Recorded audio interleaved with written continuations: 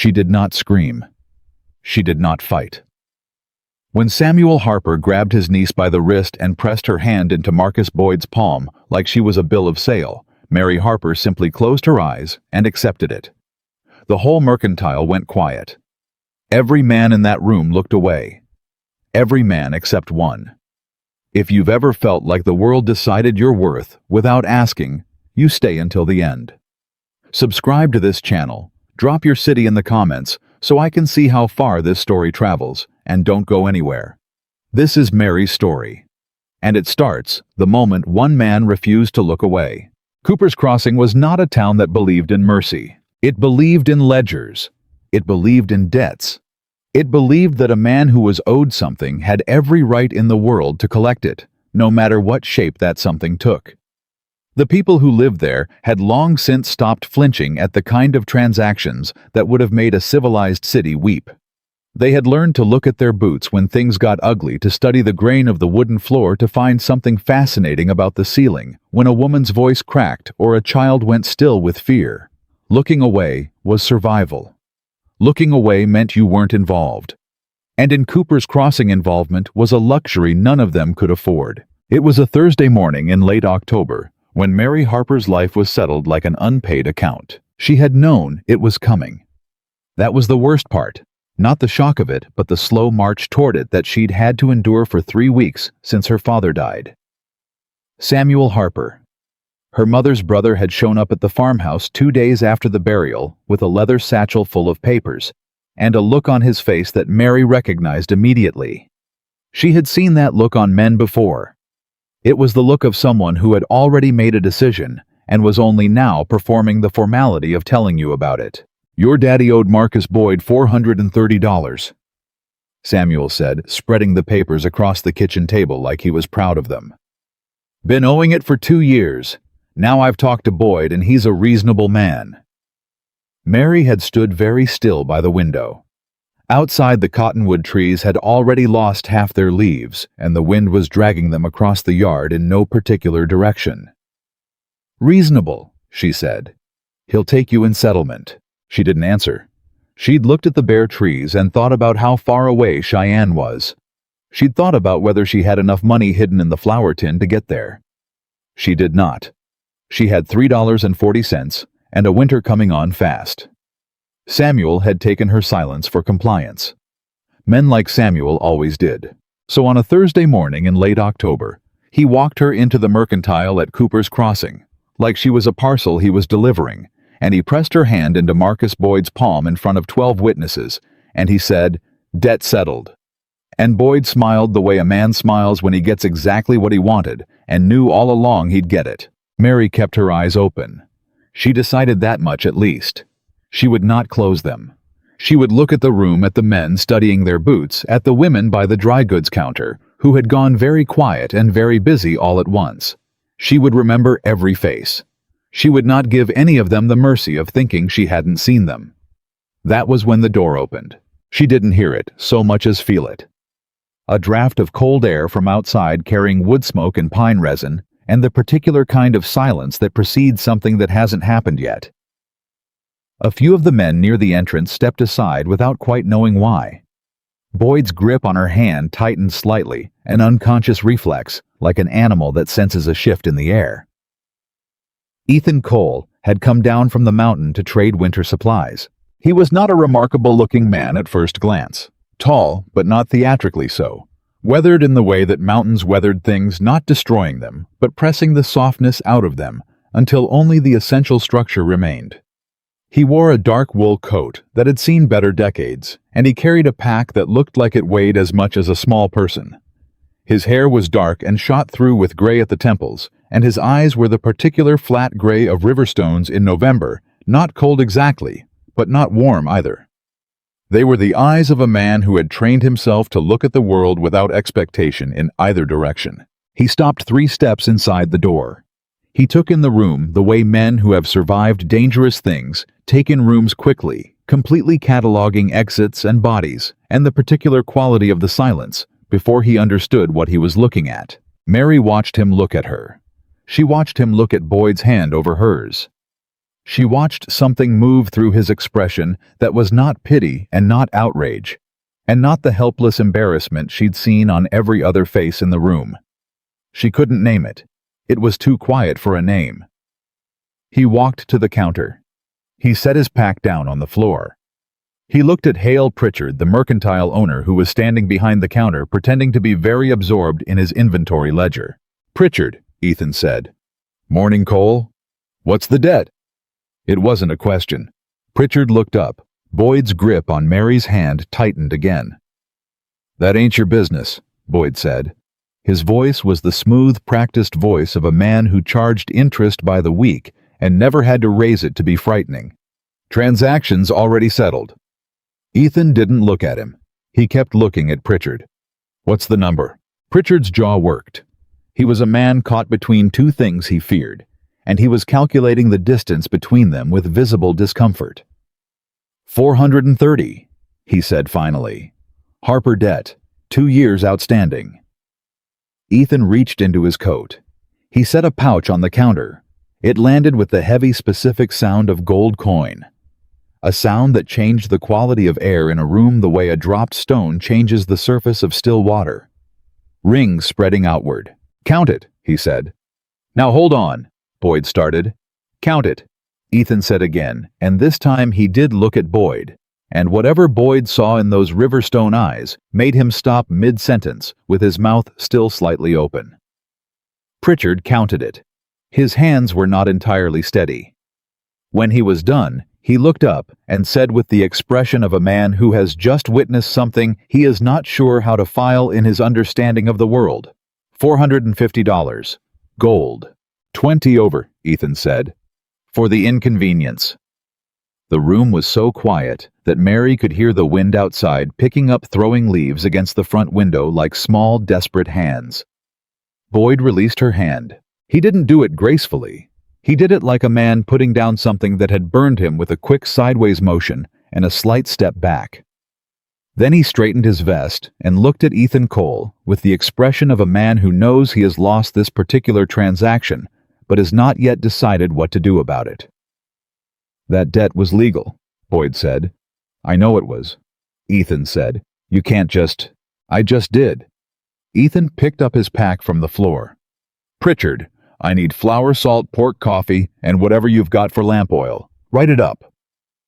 He turned to look at Mary for the first time directly, and his voice dropped half a register, but lost none of its flatness. "You got family here." Mary looked at Samuel Harper, who was standing near the fabric bolts with the particular expression of a man who has been caught doing something he intended to profit from. "He is," she said. "What's left of it?" Ethan followed her gaze to Samuel. He studied Samuel for a moment with those flat gray eyes, and Samuel found somewhere else very urgent to look. "You got belongings?" Ethan asked her. "A trunk, at the house." "Go get it." Mary looked at him. She was not a woman who moved on the instruction of strangers. She had not lived 22 years in the frontier West without developing a precise and finely calibrated sense of when a situation was trading one danger for another. She studied Ethan Cole the way she studied weather, not with fear, but with the practical intention of understanding what it was going to do. What she saw was a man who was not performing anything. He was not making a show of rescuing her. He was not looking at her with the particular hungry interest that men had been looking at her with since she was 16 years old. He was looking at her the way he'd looked at the mountain when he came through the door, with the expectation that it was simply terrain he would need to navigate, and he was gathering information for that purpose. "And if I don't," she said. Something shifted in his face. Not quite surprise. More like the recalibration of a calculation that had produced an unexpected variable. "Then you stand here in this room with the man who just let your uncle sell you," he said, "and you make another plan. That's your right." "I'm not him." He said the last 3 words without inflection, and somehow that was the thing that moved her. Not the money, not the intervention. Those could have been self-serving. The last 3 words were not self-serving. They were simply true, and he knew they were true, and he was offering the truth to her like a tool she could use or set down, whichever she chose. Mary Harper picked up her coat from the hook by the door. "I'll need an hour," she said. "I'll load supplies," Ethan said, and turned back to Pritchard. She walked out of the mercantile into the cold October air and did not look back at Samuel Harper. She had looked at him enough. She had memorized his face the night he'd spread those papers across her father's table, and she did not need to add anything more to the memory. The walk to the farmhouse was 20 minutes. She did it in 15, moving fast enough to keep warm, slow enough to think. She thought about what she was doing. She thought about the fact that she was about to load her belongings onto a mule and follow a man she did not know into the mountains. She thought about Cheyenne, which was still 300 miles away, and still separated from her by a winter she had $3.40 to survive. She thought about the way Ethan Cole had said, "I'm not him." She got the trunk. It was not large, she was a practical woman, and she had learned early that objects were weight you had to carry, and she had spent her life choosing carefully what was worth carrying. 2 dresses. Her father's Bible. A tin of medicinal herbs she'd been collecting and drying since she was 12 years old. Each one labeled in her small, precise handwriting. A bone-handled knife. Needle and thread. The $3.40. She was back at the mercantile in 52 minutes. Ethan was loading the last of the supplies onto a mule when she came around the side of the building. He glanced at her trunk, assessed its size and weight in approximately half a second, and secured it to the pack without comment. "Where are we going?" Mary asked. "Snake River Ridge," he said. 4 days north. "And when we get there?" He checked the rope on the pack, tugging it once. "I winter there. Come spring I take a load of pelts down to Cheyenne. You can make your way from there." "That's 6 months," she said. "Yes," he said. "And between now and spring." He looked at her then, and she held his gaze, because she needed him to understand that she was not asking out of fear. She was asking because she was building a map, because she did not walk into unknown territory without understanding the parameters of it. "You pull your weight," he said, "and I'll not bother you. That's the arrangement. That's the whole of it. That's the whole of it." Mary considered him for another long moment. Then she picked up the lead rope of the second mule, the one that had been standing slightly apart, with an expression of general resignation about its circumstances, and she said, "Which direction is north?" Ethan turned and started walking. She fell in behind him 2 paces to the right, not following so much as running parallel. They were out of Cooper's Crossing before noon. Boyd watched them go from the doorway of the saloon across the street. He watched the way the girl walked, not stumbling, not hesitating, not looking back at the town that had just traded her like a commodity. And something in his expression shifted from satisfaction to something uglier and quieter. He had not gotten what he wanted. Worse, he had been made to release it publicly in front of 12 witnesses by a mountain man who hadn't even raised his voice. Marcus Boyd was a man who collected debts, and he had a long memory. But that was Boyd's problem, and it was a problem that existed in the valley. On the ridge above Cooper's Crossing, the wind was different. It came from the north, sharp and clean, carrying the smell of snow that hadn't fallen yet and pine trees that had been standing for 200 years. Ethan set a hard pace, and Mary kept it without comment. When the trail steepened and the mules needed coaxing, she coaxed them. When a section of the path was icy and required care, she placed her feet with precision and kept moving. Ethan didn't speak. This was not unusual for him. He had spent 5 years on the ridge in a state of near total silence, and he had found that silence was honest in a way that conversation mostly wasn't. Silence didn't pretend. It didn't perform. It simply was what it was, and it told you what you needed to know if you listened to it correctly.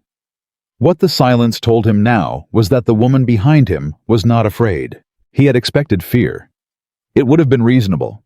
She had just been sold, bought, and was now walking into the mountains behind a stranger in October.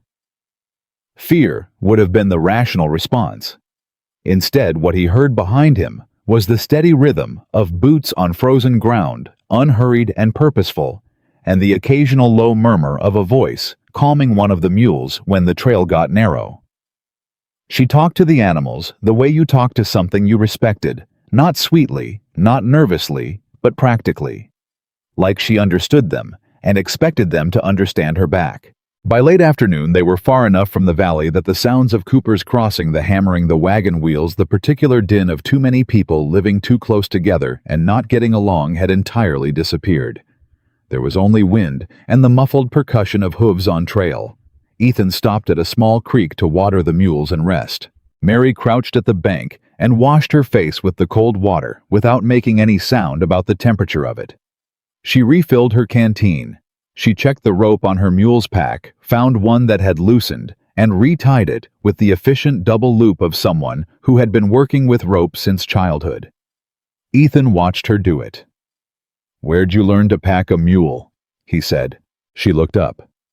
"My father ran a freight operation for 3 years before the debt got ahead of him." She stood brushing off the knees of her skirt. "He taught me the knots before I learned to read." Ethan looked at the knot. It was better than his. He didn't say that, but he noted it. They made camp before dark in a hollow off the main trail, sheltered from the wind by a rock face on the north side. Mary set about building a fire with the brisk competence of someone who had done it in difficult conditions before, and she had it going in under 5 minutes, using wood that was marginally damp. Ethan watched her coax the flame without a word. He had expected to spend the evening managing someone's cold and exhaustion and general distress about the situation.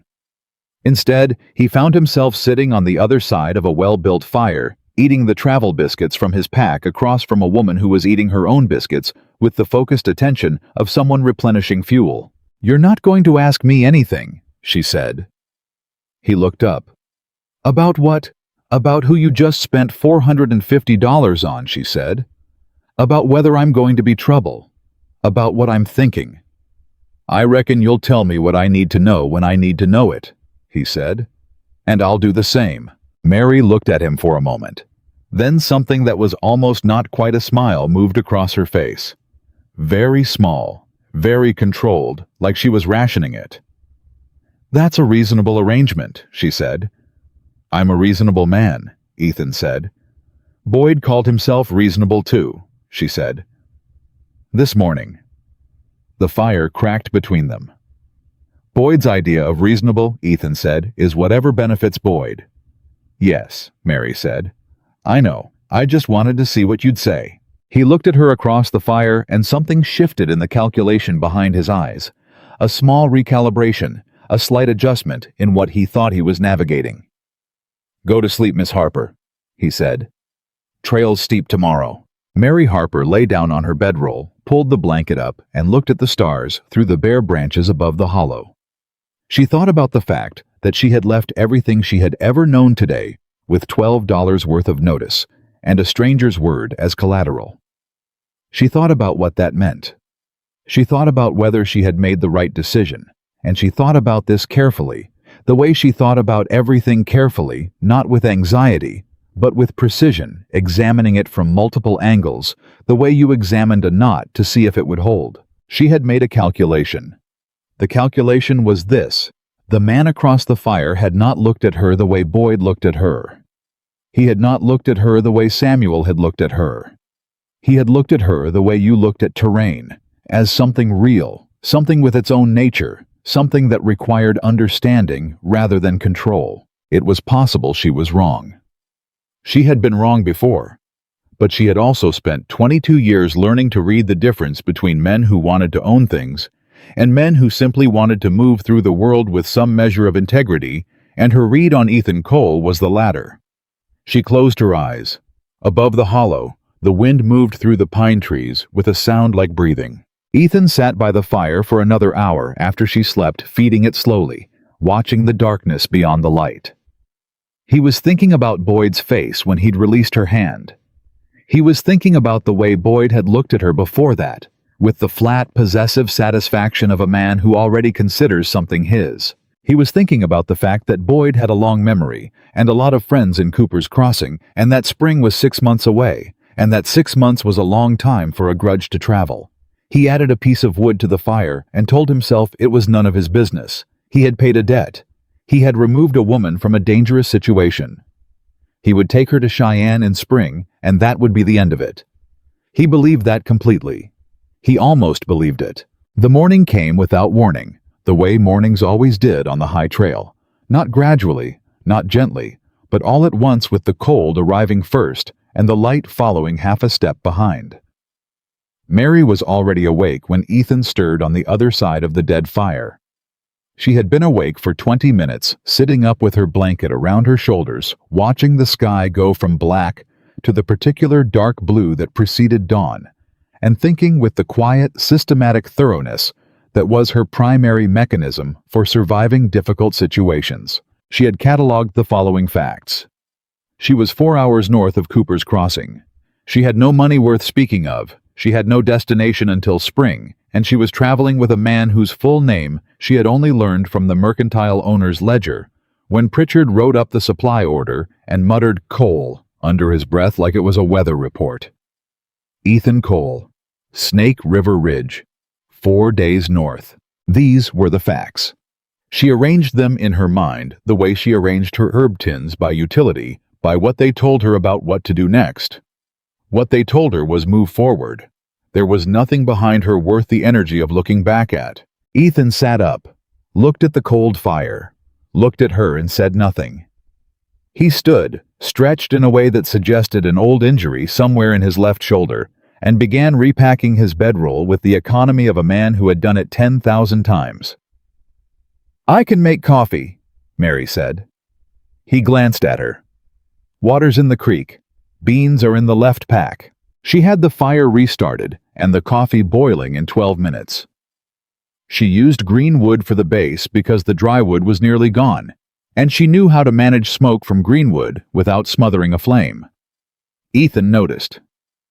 She could tell he noticed because he stopped what he was doing for exactly 2 seconds and looked at the fire, then went back to loading the mule without comment. They drank coffee in the cold standing, not sitting. There was something efficient about it that felt right for the day, not comfortable, not ceremonial, simply practical. The coffee was bitter and too strong and exactly what the morning required. "How's your shoulder?" Mary asked. Ethan looked at her. "My shoulder's fine." "You stretched it wrong when you got up. Old break or a tear?" A pause. "Old break," he said. "Horse threw me. 7 years ago." "Does it lock up in cold?" He looked at her the way he'd looked at the knot she'd tied on the mule, assessing, recalibrating. "Sometimes," he said. "I have a salve," she said. "It helps with joint stiffness in cold weather. You don't have to use it. I'm just telling you it's there." He said nothing for a moment. Then, "Thank you." It was 2 words and he said them without warmth or ceremony. But he said them and Mary noted that he meant them, and she filed that fact next to the others in the orderly catalog she was building of Ethan Cole. They were back on the trail before the sun cleared the eastern ridge. The second day was harder than the first. The trail climbed steadily, and the cold intensified with the altitude in a way that moved past uncomfortable into something that required active management.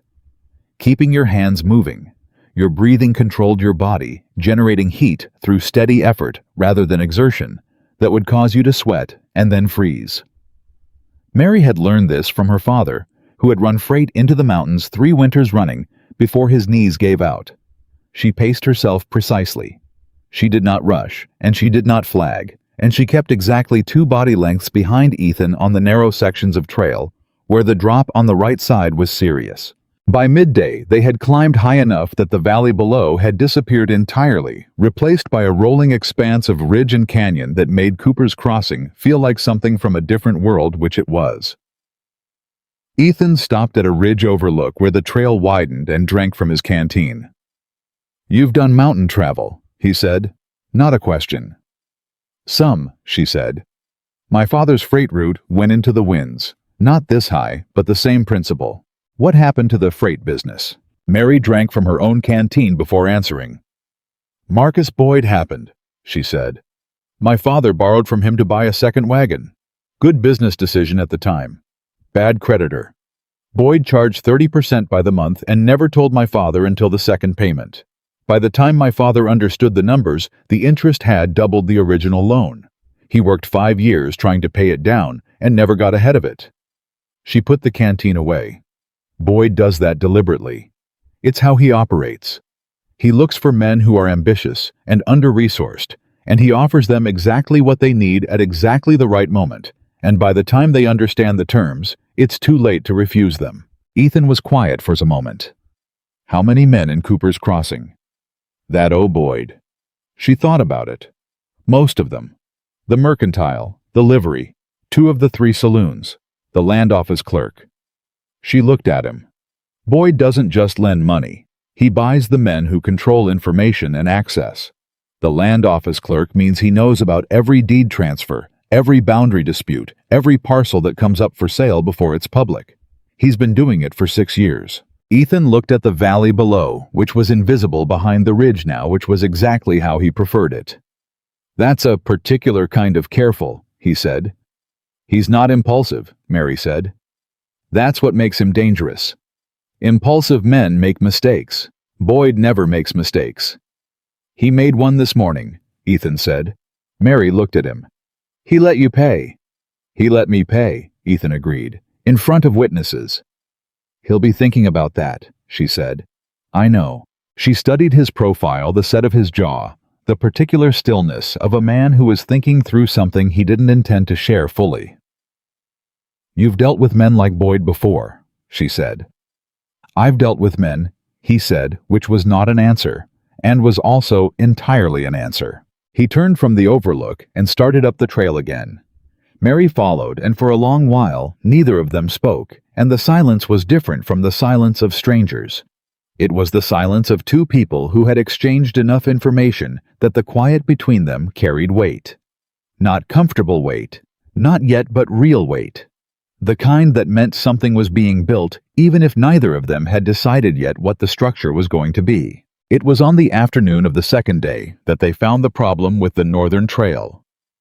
A section of the path, maybe 30 feet, had washed out in recent rains, leaving a slope of loose shale and mud between 2 solid sections of trail. The mules could manage it, but only unladen, which meant unpacking both animals, carrying the supplies across by hand, and repacking on the far side.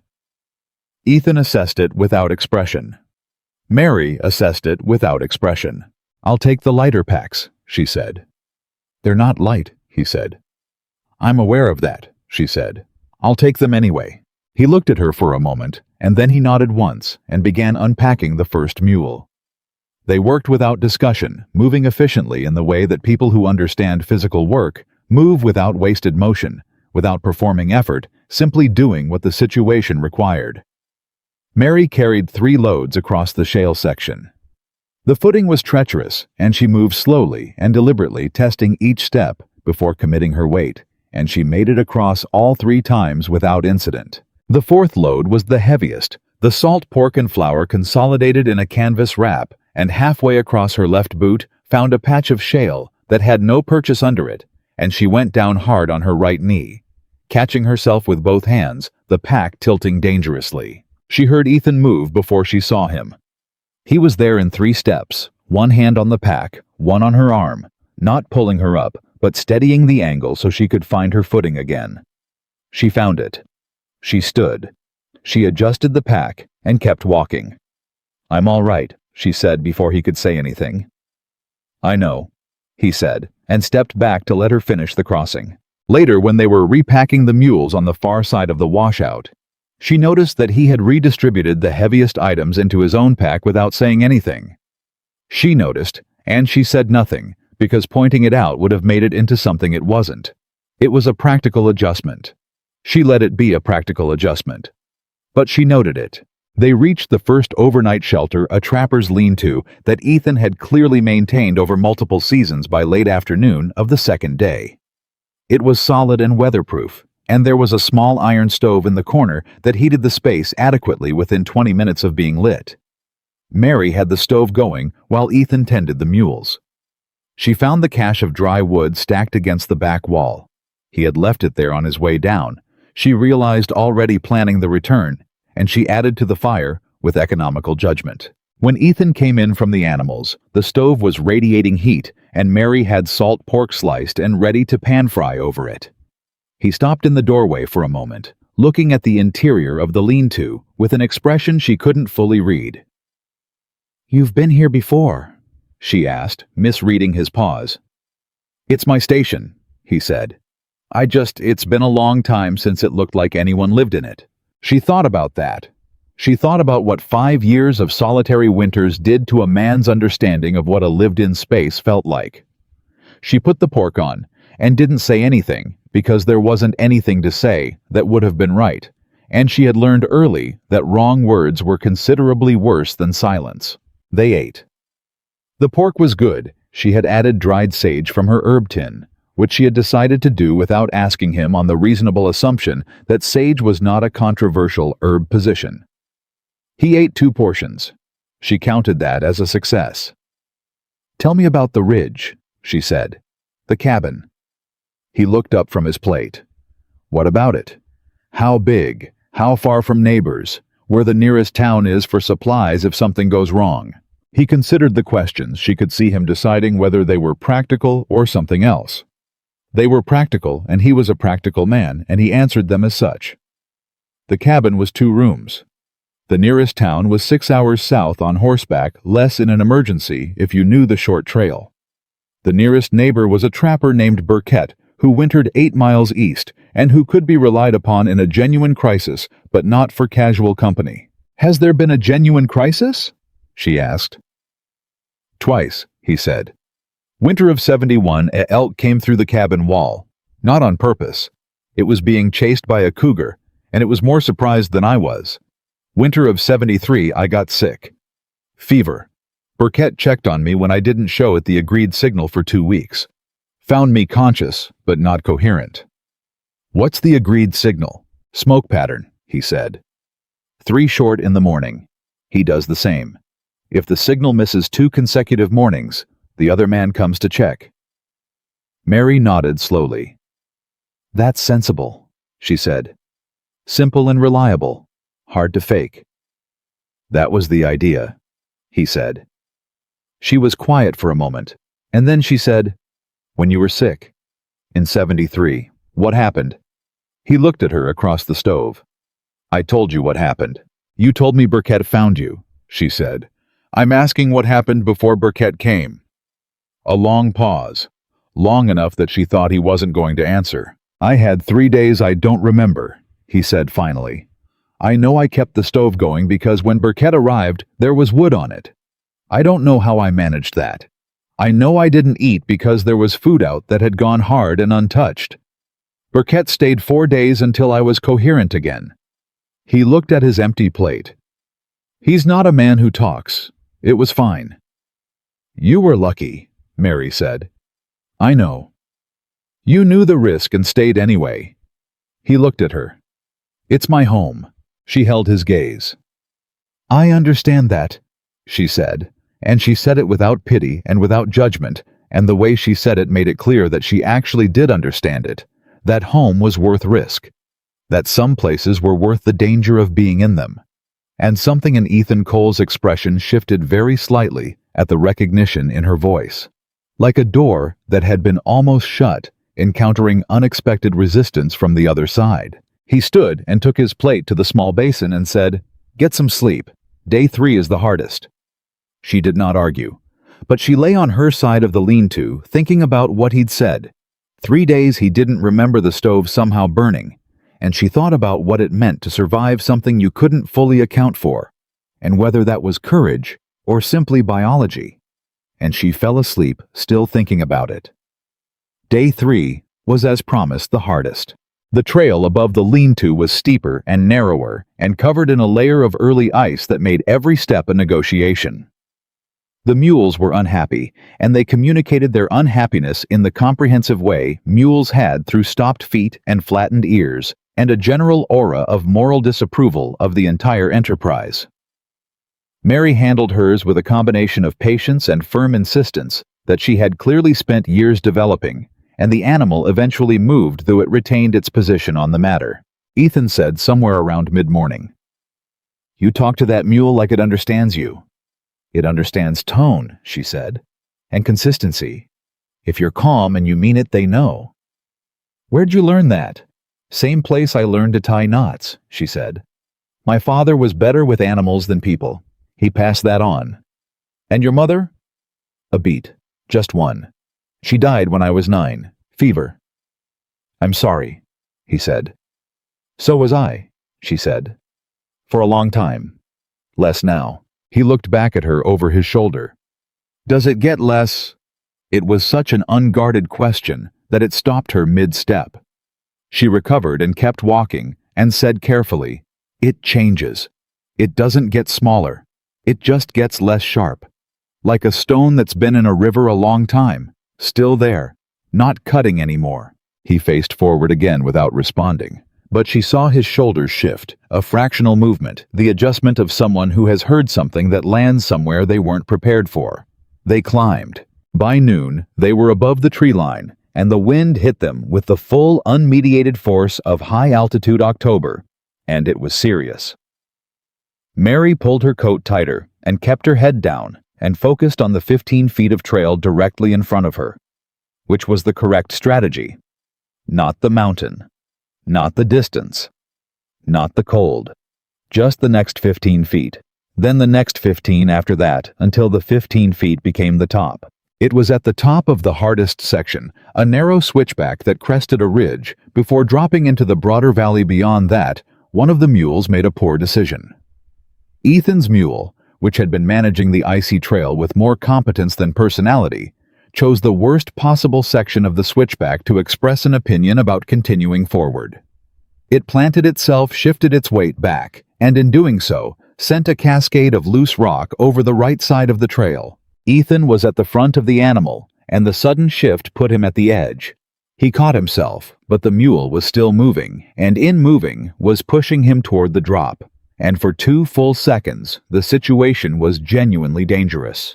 Mary dropped her own lead rope, a decision she'd have half a second to make, and which she made without hesitation, and grabbed the mule's halter from the left side, pulling its head hard toward the mountain face.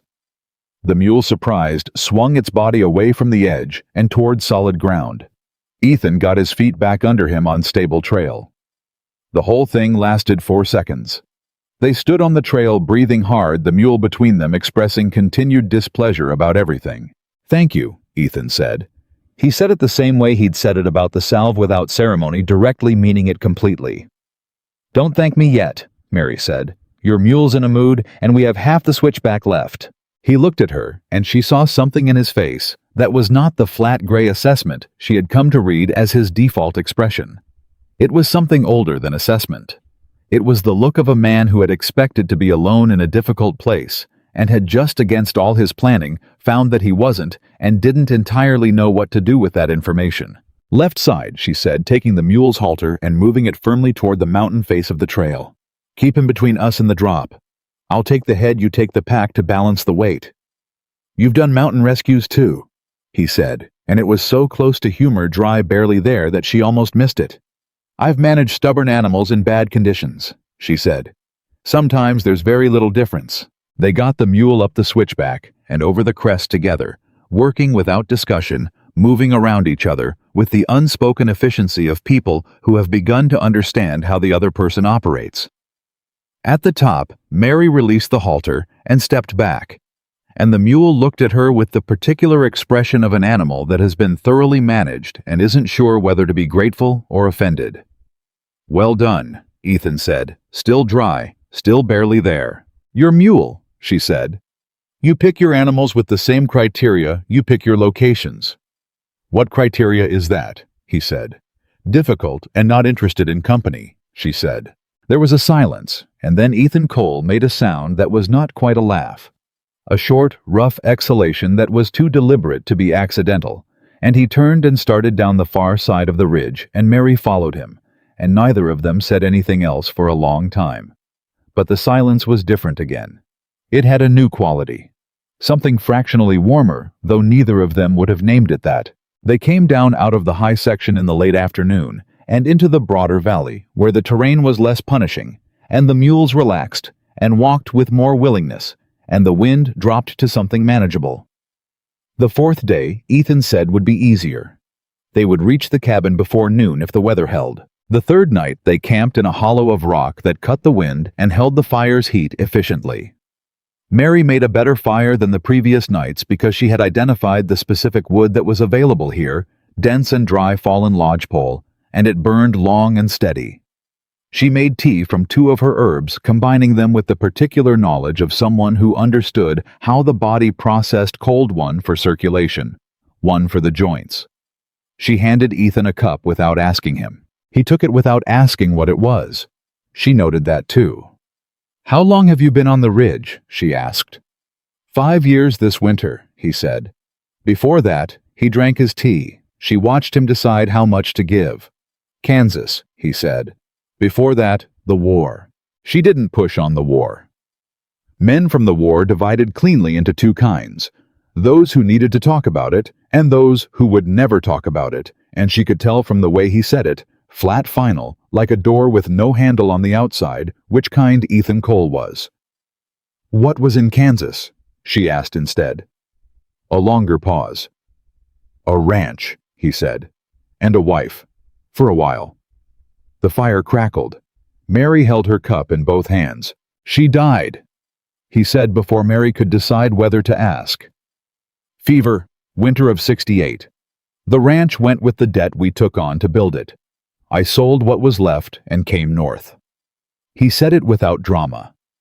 That was the part that moved her, not the content of it, which was tragedy plain and simple, but the way he said it, like he had carried it so long, it had stopped being heavy, and had become simply part of his weight, inseparable from him, impossible to put down. "I'm sorry," she said. "So was I," he said, and he was using her own words back at her, and they both knew it, and neither of them acknowledged it directly, but something passed between them. In that moment, a recognition. A small, careful bridge built of identical grief that was more intimate than anything that had been said or done in 3 days of walking. Mary looked at the fire. "Her name?" she asked quietly. "Eleanor," he said. "That's a good name," she said. "It was," he said. They sat in silence for a long while, and the fire burned down, and neither of them moved to add to it, and the night came in around the edges of the camp, and somewhere in the dark, the wind picked up again in the high trees. And Mary thought about Eleanor, and her father, and her mother, and all the people that grief had folded into the structure of her, and she thought about the fact that the man across from her was made of the same material. Loss, layered over loss, compressed into something functional, if not exactly whole. She thought we are the same kind of broken. She did not say it, but she thought it. The 4th morning broke clear and cold and cooperative, and they were on the trail before first light and moving well, and the mules had apparently decided overnight to take a more constructive position on the enterprise. The terrain was still demanding but passable, and they made good time, and by mid-morning, Ethan said without preamble, "Another hour," which she understood to mean the cabin. She was thinking about what the cabin would be about. What 6 months in a mountain winter would require about the shape her life was going to take in the near term, when she heard him stop ahead of her. She came up alongside and looked down into the small valley below the final ridge. The cabin was there. It was solid and low and real, with a stacked stone chimney and a split-rail fence around a small yard and a lean-to for the animals. It was the most functional-looking building she had seen in 4 days, and her body registered it as shelter with a straightforward animal relief that bypassed whatever composure she had been maintaining. Ethan was looking at it with the expression of a man who has just confirmed that the thing he needed to exist still exists. Something in his face went very slightly softer, not warm, not sentimental, but released. Like a tension that had been there so long he'd stopped noticing it. "That's it," he said. "I can see that," she said. "It's smaller than it looks from here," he said, and she understood this to be a warning and an apology combined, delivered in the economical manner of a man who was not accustomed to considering that his living arrangements would require explanation to another person. "It's a building with walls and a roof," she said. "That's sufficient." He glanced at her. Then he started down toward it and she followed, and the mules moved with real enthusiasm. Now they knew the smell of home too. She realized, or at least of grain and shelter, which was the animal equivalent. And they came down the last slope into the small valley, and crossed the yard, and Ethan opened the cabin door and they both went inside. It was cold. Empty and cold, the way unheated spaces in the mountains were a deep cold, the kind that had accumulated over weeks of abandonment. But the stove was there, and the wood was stacked neatly along the wall, and Ethan had the fire going in 10 minutes, and the cold began to retreat. Mary stood in the center of the main room and looked at it. 2 rooms, as he'd said. The main room held the stove, a table, 2 chairs, shelving along the east wall, stocked with canned goods and supplies, and a narrow cot in the corner. The second room held another cot, a trunk, and a small window that looked north toward the ridge. "That one's yours," Ethan said, nodding toward the second room. "There's a bar on the inside of the door." She looked at him. "You thought of that before we arrived." "I put it there before I left," he said. "In the fall." A pause. "I knew I'd be trading in Cooper's Crossing. I didn't plan for—" He stopped, started again. "I thought it was sensible to have." Mary held his gaze for a moment, processing this, that he had before he ever saw her or knew she existed. Installed a door bar in the second room of his mountain cabin against the possibility that he might one day bring someone home who needed it. That was not the action of a man who was performing decency. That was the action of a man for whom decency was load-bearing, structural, not decorative. "Thank you," she said. He turned back to the stove. "Packs need unloading," he said. "I know," she said. "I'll start with the mules." She went back out into the yard, and the cold hit her again, and she stood in it for a moment, breathing the high mountain air, clean and sharp, and utterly unlike anything in Cooper's Crossing.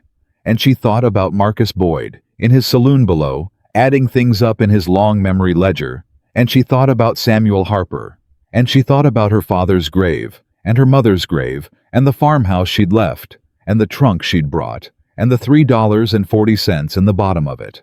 She thought, none of that is here. She unloaded the mules. She carried the packs inside. She stacked them against the wall in the order she'd already decided to unpack them: supplies first, then personal items, then her herb tins, lined up on the shelf near the stove where they'd be accessible. When Ethan came back in from something in the yard, he stopped at the sight of the herb tins lined up along the shelf. "That's my shelf," he said. "You have 3 shelves," she said. "I took half of one." He looked at the tins, then at her, then at the fire, which was burning with the steady confidence of a fire being managed by someone who knew what they were doing. "Half of one," he said. "Yes." He sat down at the table. Outside, the wind had come up again, moving through the pine trees with the sustained, pressured sound of something that intended to be there for a while. Both of them heard it. Both of them knew what it meant. The weather was changing, the high season was closing in, and what was going to happen next was winter. Real winter. The kind that didn't negotiate. Mary put water on the stove for coffee and said, "What do you need done before the snow comes?" He looked at her, and there it was again, that recalibration, that small quiet adjustment of a man updating his understanding of a situation that kept producing variables he hadn't accounted for. "Wood needs splitting," he said. "About 3 more cords. The north side of the fence needs reinforcing before the elk pressure it, and the roof on the animal lean-to needs pitch along the east seam or the snowmelt will come through." "Tell me what tools you have," she said. He told her. She listened without interrupting, committing it to memory in the orderly way she committed everything to memory. When he was done, she said, "I can do the fence and help with the wood. The pitchwork I'll need you to show me the first time." "You've split wood," he said. "My father had a bad back the last 3 winters of his life," she said. "Someone had to." He was quiet for a moment. Then he said, with the careful neutrality of a man who has decided to say something honest and is checking his phrasing before he does, "You don't fit the picture." She poured the coffee. "What picture?" "The one in that mercantile," he said. Standing still, letting it happen. She handed him his cup and looked at him directly. "I was standing still because I was calculating," she said. "Not because I was accepting. There's a difference." "I know that now," he said. "Did you know it then?" A pause. "I thought you needed help," he said. I didn't know yet what kind. Mary sat down across from him at the table with her own cup. Outside, the first flakes of what would become the season's first serious snowfall were beginning to find the windows small and dry and entirely committed to their purpose. "The kind I need," she said quietly, "is to not be owned. Not by Boyd, not by Samuel, not by a debt, not by a transaction." She looked at the coffee in her cup. "What you did in that mercantile paying that debt, I'm grateful for it. But I need you to understand that I'm here because I chose to be here, not because I was bought." Ethan Cole was quiet for a long time. The fire worked at the cold. The snow tapped at the window. "I understand that," he said. "Do you?" she said. Not challenging, genuinely asking. He looked at her, and the flat gray of his eyes had something in it that hadn't been there 4 days ago in Cooper's Crossing. Something that was paying attention in a different way, a way that was less assessment and more simply looking, simply seeing what was there. "I'm beginning to," he said.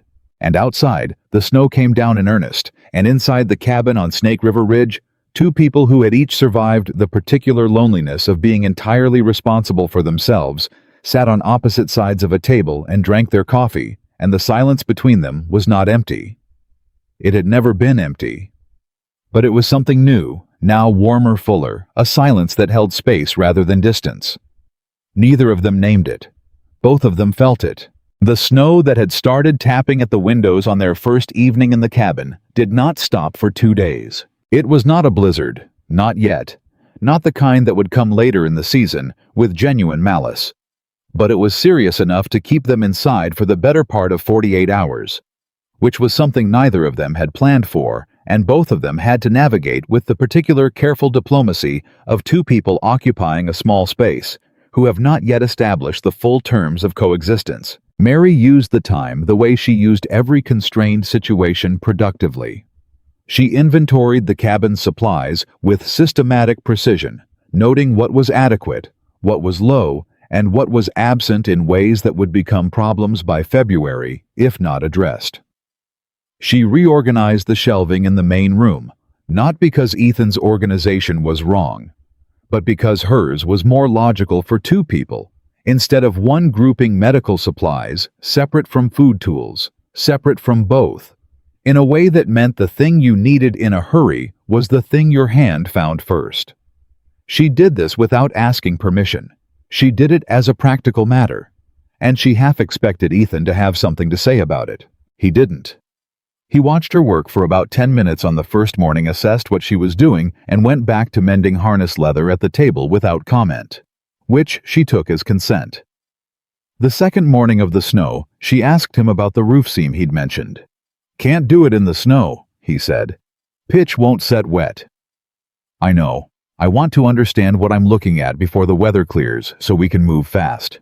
He looked up from the harness. "You want me to explain a roofing job to you while we're sitting indoors?" "I want to not waste time when the weather breaks," she said. "If I know the method ahead of time, we can finish in 1 session instead of 2. He set down the harness. He explained the pitch work. The method, the consistency required the direction of application along the seam, the temperature threshold below which it wouldn't bond. He was a precise explainer. No wasted words, no condescension, no repetition.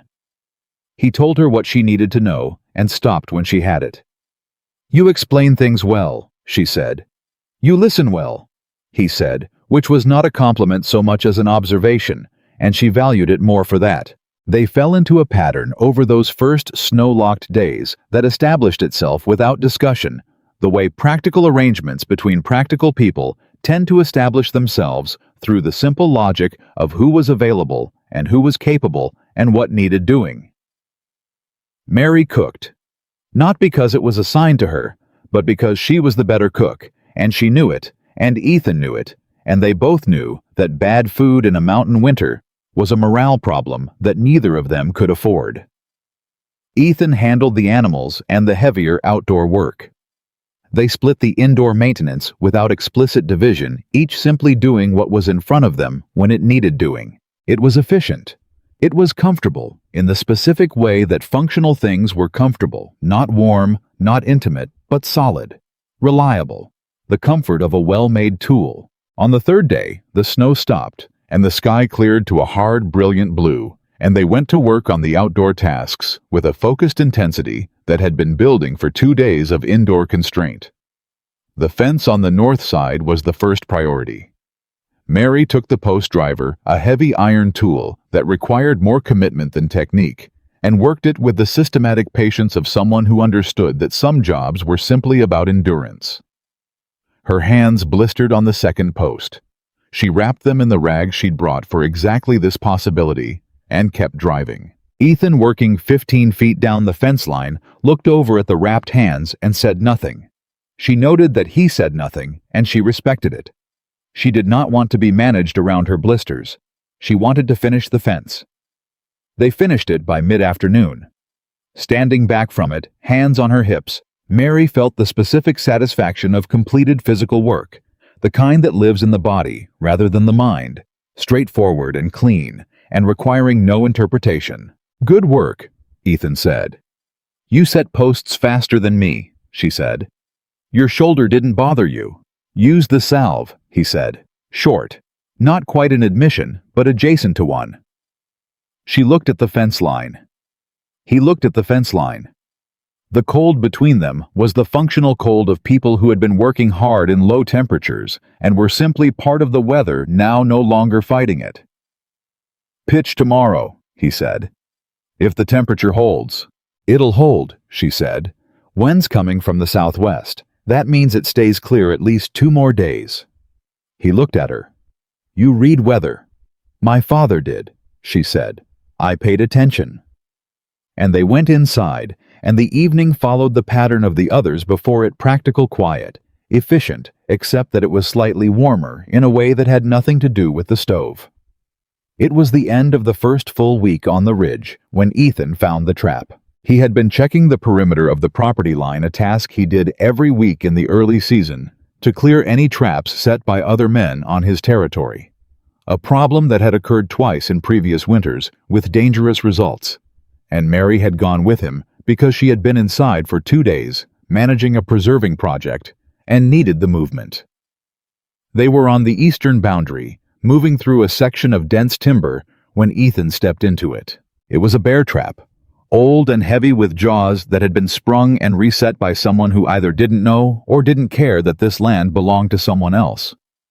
The chain had been staked deep, and the mechanism was set at maximum tension, designed for something large. Ethan stepped into it with his right leg full weight, and the jaws closed with a sound that Mary felt in her back teeth. He went down without a sound.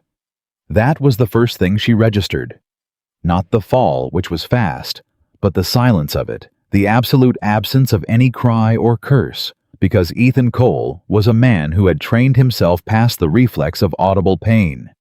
She was at his side before the chain finished rattling. "Don't move," she said. Her voice was very steady. She was already on her knees in the snow, assessing the trap, her hands on the jaws, feeling the spring mechanism. "Don't move your leg. Tell me if you feel bone." "I feel the trap," he said through his teeth. "That's not what I asked." A pause. A controlled breath. "No bone," he said. "It's on the lower leg. Muscle and skin." "The boot took some of it," she said, already finding the release points on the jaws. Bear traps of this type had 2 release levers set on opposite sides, and you had to compress both simultaneously with enough force to overcome the spring, which was designed to exceed what a large animal could produce. It was not designed to be operated by one person. She knew this. She compressed both levers anyway, using her full body weight, and the jaws moved a fraction. "I need your hands," she said. "My hands are fine," he said, both of them on the right lever. "When I say push down, don't stop until I say stop." He reached down and found the lever. She positioned herself over the left one. "Now," she said. They pushed together, and the jaws screamed open on the corroded hinge, and Ethan pulled his leg free in one controlled movement, and Mary held the levers until she was sure he was clear, and then released them, and the trap snapped shut again with a sound like a gunshot. Ethan was already sitting up, pulling at his bootlaces. "Let me," she said, and he let her, which told her more about the pain he was in than anything else. She unlaced the boot carefully and eased it off. His wool sock beneath was dark with blood, but when she cut it away, she used the bone-handled knife from her belt. Without hesitating, the wound was deep but clean. The trap's jaws had closed on the outer calf, catching muscle, and it was serious in the way that any significant muscle injury in a remote mountain location was serious. But it was not the femoral artery, and it was not the knee, and it was not bone. And she filed these facts in the column of things that were true and useful, and moved on to what needed doing. "I need to get you back to the cabin," she said. "Can you stand with support?" "I can stand," he said. "I didn't ask that," she said. "With support." He looked at her. "Yes," he said. She got his arm over her shoulder, and they covered the quarter-mile back to the cabin in 15 minutes, which was longer than it should have taken, and shorter than it would have taken without her. Ethan said nothing during the walk. She talked not to comfort him, but to keep his attention engaged, asking him questions that required real answers about the trap, and who might have set it, and what the eastern boundary situation had been in previous seasons.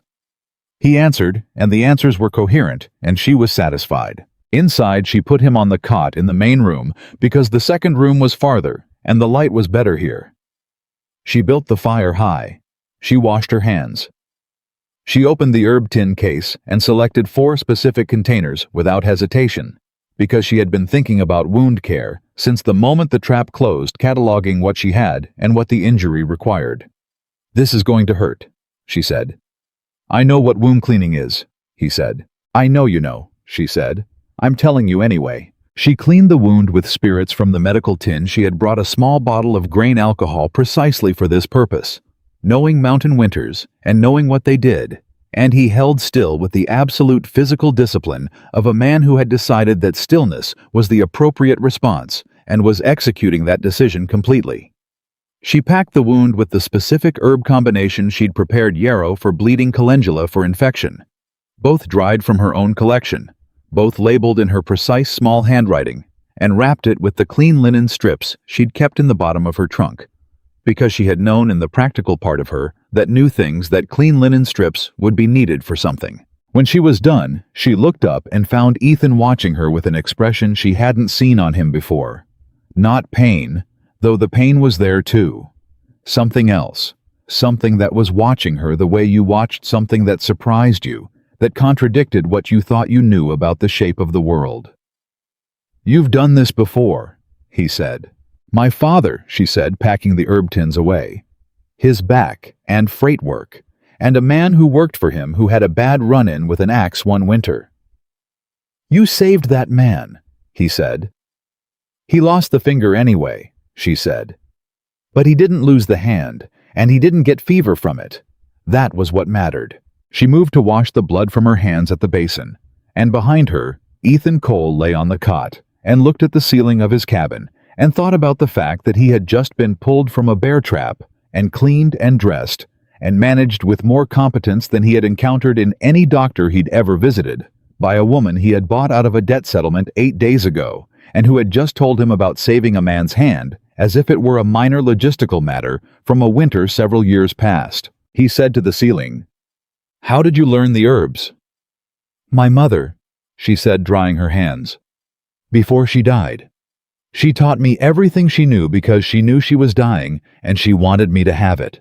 She came back and looked at the bandaging she'd done and made one small adjustment to the tension, and then sat in the chair beside the cot with her hands in her lap, and there was no performance in any of it, no drama, no expectation of acknowledgement. She had done what needed doing, and now she was here in case more needed doing, and that was the whole of it. "Mary," he said. She looked at him. "Thank you," he said. And this time it was not the 2 words he'd said about the salve or the coffee. It was heavier. It had more in it. She held his gaze for a moment. "You would have done the same?" she said. "I wouldn't have known to do half of what you just did," he said. "Then it's good I was there," she said simply, and meant it simply without any of the layers he might have read into it. He was quiet. Then, the man who set that trap. "On your territory?" she said. "Yes. Boyd has connections in Cooper's Crossing," she said. "Quiet, careful. He knows men who know how to make things look like accidents." The silence that followed was the specific silence of two people arriving at the same conclusion from different directions and recognizing each other there. "You think Boyd sent someone?" Ethan said. "I think bear traps set on private land 4 weeks after you interfered with his transaction don't announce themselves as coincidences," she said. "That's what I think." Ethan looked at the ceiling again. His jaw was set. She could see him doing what she did, arranging the facts, assessing the situation, updating the map. "He can't get to us up here in winter," he said. "Not safely." "No," she agreed. "But spring is another matter." "Spring is 6 months away," he said. "Yes," she said. "Which means we have 6 months to decide what to do about it." He looked at her. "We," he said. She met his gaze steadily. "Unless you'd like to handle it alone," she said. "Which is your right." He was quiet for a long time. Long enough that the fire shifted and settled, and the quality of the light in the cabin changed. "No," he said finally. "I reckon I wouldn't." The word we sat between them like something newly placed on a table, unfamiliar, slightly precarious but real. Both of them looked at it without acknowledging they were looking at it. Mary stood. "You need to stay off that leg for 3 days minimum," she said. "After that light movement, no climbing. The muscle needs to close before it's loaded again." "I've got wood to split," he said. "I'll split the wood," she said. I split wood for 3 winters, Ethan." She used his name for the first time, and neither of them noted it, and both of them felt it. "I know how. The leg needs 3 days. Those are the terms." He looked at her. She looked at him. He was a man who was not accustomed to being told what his body needed by another person, and she could see the old reflex of resistance moving through him. She watched it move through him, and she waited. 3 days, he said. 3 days, she confirmed. She cooked dinner that evening with the stove running high, partly for warmth, and partly because he'd lost blood and needed real food, not trail provisions. She made a proper broth from the salt pork and the dried vegetables, and she cut cornbread from the cold batch she'd made 2 days ago, and heated it in the pan. When she brought him the bowl, and he sat up on the cot and took it, he looked at it for a moment, with an expression she recognized, the expression of a man who has spent a long time eating functionally, and has just been presented with something that was made with intention. "It's just broth," she said. "I know what it is," he said. "Then eat it." He ate it. She ate her own bowl at the table. The fire worked. The wind outside had come back up, and it moved around the cabin with the pressing persistence of something that intended to be endured rather than stopped, and inside it was warm, and the food was real, and the situation was what it was. After a while, Ethan said, "Tell me what you know about Boyd's operation. The full picture." She looked up. "Now, you said we have 6 months to decide what to do about it," he said. "I want to understand the problem completely." She set down her bowl. She thought about it, not hesitating, but organizing. Then she told him. She told him everything she had spent 3 years watching and recording in the careful mental ledger she kept, because she had known in the practical part of her that always knew things, that the information would matter eventually. She told him about the land office clerk whose name was Aldous Crane, and who had been receiving a payment of $20 a month from Boyd for 4 years in exchange for advance notice of deed transfers and boundary filings. She told him about the saloon owner, Pete Harmon, who owed Boyd $600 and who served as his information network inside the town, who was planning what, who was in debt, who was vulnerable. She told him about 3 specific parcels of land north of Cooper's Crossing that Boyd had been quietly acquiring through debt settlements over the past 2 years, all of them adjacent, all of them along the waterway that fed the valley's primary irrigation supply. Ethan had been listening with the still attention of a man processing tactical information. At the mention of the water parcels, He went very still in a different way. "He's buying the water," Ethan said. "He's buying the water," Mary confirmed. "Once he controls that waterway, every farm and ranch in the Cooper's Crossing Valley needs his permission to irrigate. That's not debt collection. That's control of the entire economy." "How long has he been working this?" "At least 4 years that I can trace," she said. "My father's freight operation. The loan that started it, I think that parcel was one Boyd wanted. My father owned the eastern access road to the waterway. When he defaulted, that road went to Boyd." Ethan looked at her. "Your father's debt wasn't an accident either." "No," she said. "I don't think it was." She said it quietly without heat, because she had spent a long time arriving at this conclusion, and the anger had moved through her and become something else, harder and colder and more purposeful than anger. "Mary," Ethan said. She looked at him. "How long have you known this?" "I've suspected it for 2 years," she said. "I've been certain for 8 months, since I found my father's original loan documents and read the terms properly." "And what were you planning to do about it?" She was quiet for a moment. "I was planning to get to Cheyenne," she said. "There's a federal land office there, and a circuit judge who is not in Boyd's pocket because he operates out of the territory capital, and Boyd's reach doesn't extend that far. Yet." She looked at her hands. "I have copies of everything I found. They're in my trunk." The silence that followed was the longest yet. Ethan Cole sat on his cot, with a leg wrapped in yarrow and linen, and looked at the woman across the table from him. A woman who had stood still in a mercantile and been sold like property, who had walked 4 days through October mountains without complaint, who had pulled him out of a bear trap and dressed his wound with the calm precision of someone who had been preparing for exactly this kind of situation for years, and understood with the particular clarity of a man updating a fundamental miscalculation that he had not saved her. She had been in the process of saving herself. He had simply interrupted the route she was planning to take. "The documents in your trunk," he said. "What exactly do you have?" "The original loan agreement with my father, including the terms Boyd didn't disclose verbally," she said. "A land transfer record for the Eastern Access Road signed under duress. My father's signature looks different from every other document he ever signed. I know his handwriting. That signature is wrong." She paused. 3 letters between Crane at the land office and a man in Cheyenne, who I believe is Boyd's legal representative, which I found in my father's papers, and cannot explain except as evidence that the arrangement was coordinated before my father ever walked into Boyd's office. Ethan was very still. "Those letters put Boyd in contact with a legal operation in Cheyenne." "Yes," she said. "And if a federal judge saw them, they would constitute evidence of coordinated land fraud across territorial lines," she said. "Which is a federal matter. Which means the circuit court in Cheyenne, not the justice of the peace in Cooper's Crossing, who owes Boyd 4 months of back rent." The fire crackled. Outside, the wind moved around the cabin with its sustained, indifferent pressure. "You knew all of this," Ethan said, "before you ever walked into that mercantile." "Yes," she said. "And you let it happen anyway. The sale. Boyd. Samuel." She looked at him steadily. "I let it proceed because I had $3.40 and no horse and a winter coming, and Boyd was going to collect one way or another.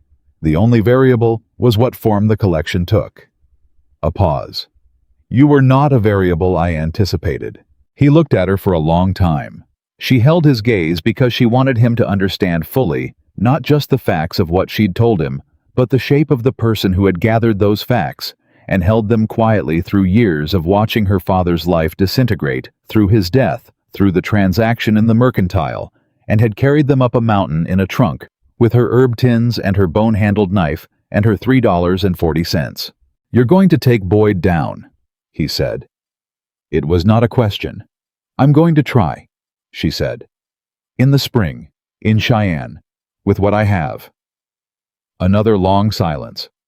Then Ethan Cole looked at his bandaged leg, and then at the fire, and then at her, and he said with the flat, deliberate certainty of a man who has made a decision and is not going to qualify it, "Then we're going to try."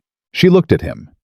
Something moved through her expression, not quite surprise because she had hoped for it, but the particular feeling of a thing you hoped for actually arriving, which was different from the hope itself and harder to manage. "Your leg needs 3 days," she said. "My leg can have 3 days," he said. "It doesn't change the plan." She picked up her bowl and finished her broth and said nothing more because there was nothing more that needed saying tonight. Outside, the wind pressed against the cabin with the indifferent force of the mountain winter, and inside the fire held. And for the first time since her father's death, Mary Harper felt something that she identified carefully with her characteristic precision before allowing herself to fully register it. Not safety. Not yet. Safety was conditional, and she knew better than to declare it prematurely. But something close to it. Something that had the structural qualities of safety, solid weight-bearing, not performing itself. Something that if you built on it carefully and didn't rush it might hold. She washed her bowl at the basin and said goodnight and went to her room and closed the door, and she did not use the bar. She did not decide to leave it unlatched. She simply found when she went to slide it closed that she didn't need to. And she trusted that assessment. And she lay down in the dark and listened to the wind and thought about Cheyenne and Boyd and the documents in her trunk. And she thought about the man on the other side of the wall who had just said, "we," without being asked to, and who had meant it. And she thought about Eleanor, whose name had been a good name, and about loss that went into the river and came out rounded instead of sharp. And she slept. Clean and real and unguarded, the way you slept when the person keeping watch was someone you'd decided on evidence to trust. In the main room, Ethan did not sleep for a long time. He lay on the cot with his leg elevated on a rolled blanket the way she'd instructed. And he looked at the ceiling of his cabin and thought about a woman who had walked into his life carrying a trunk full of evidence and the patience of someone who had been waiting for the right moment for 2 years and had simply needed one variable she hadn't planned for. He thought about Boyd. He thought about the water parcels and the land office clerk and the letters in the trunk. He thought about the trap on the eastern boundary, which he was now certain was not accidental, and about what that meant for the next 6 months, and about spring, and about Cheyenne. He thought about the sound the door had made when she closed it. It had not latched. He had heard the difference. He knew what a barred door sounded like, the particular thunk of iron against wood, and he had not heard it. He did not make anything large of it. He was not a man who made large things of small sounds. But he held it the way you held something that mattered, without yet knowing exactly how carefully, without pressure, giving it room to be what it was going to be, without forcing it into a shape it hadn't decided on yet. Outside, the wind peaked, and then after a long time began to diminish, and the mountain settled into the deep quiet of its own winter, holding everything inside it with the absolute patience of something that had been doing this for 10,000 years, and intended to keep doing it regardless of what the people and animals sheltering within it decided about each other. Ethan's leg healed the way he did everything without complaint, and ahead of schedule. On the 4th morning after the trap, he was up before Mary and had coffee boiling when she came out of her room, which she registered as his way of demonstrating that the 3 days were done and he was operational again. She looked at his gait as he moved from stove to table. He was favoring it, but controlled. The kind of careful movement that meant pain was present, but being managed rather than ignored. She said nothing about it. She had said what needed saying. She trusted him to know his own body at least as well as she knew it from the outside. "Smoke signal to Burkett this morning," he said, handing her a cup. "Let him know we're both here. The pattern's different with 2 people. If I don't update him, he'll come to check, and I don't want him making that trip in this cold unnecessarily." Mary wrapped her hands around the cup. "What's the signal for 2? 3 short, 1 long, instead of 3 short. And if he sees that and doesn't recognize it, he'll come anyway," Ethan said. "Burkett's careful. It's why he survived 8 winters out here alone." He sat at the table. "He's also the nearest thing I have to a witness who's not in Boyd's pocket. Thought you'd want to know that." She looked at him over her cup. He had been thinking about her problem, their problem, while his leg healed. She could tell by the careful way he offered this information, like a man who had organized his thoughts and was now presenting them in the order that made most sense. "Tell me what you're thinking," she said. "I'm thinking we have two problems," he said. "The immediate one is Boyd sending men to the ridge. The trap was a test, see if I'm reachable, see if I'd report it or just absorb it. If I don't respond, he thinks I'm isolated and manageable. If I do respond, he knows I'm aware. And the second problem, Spring," he said.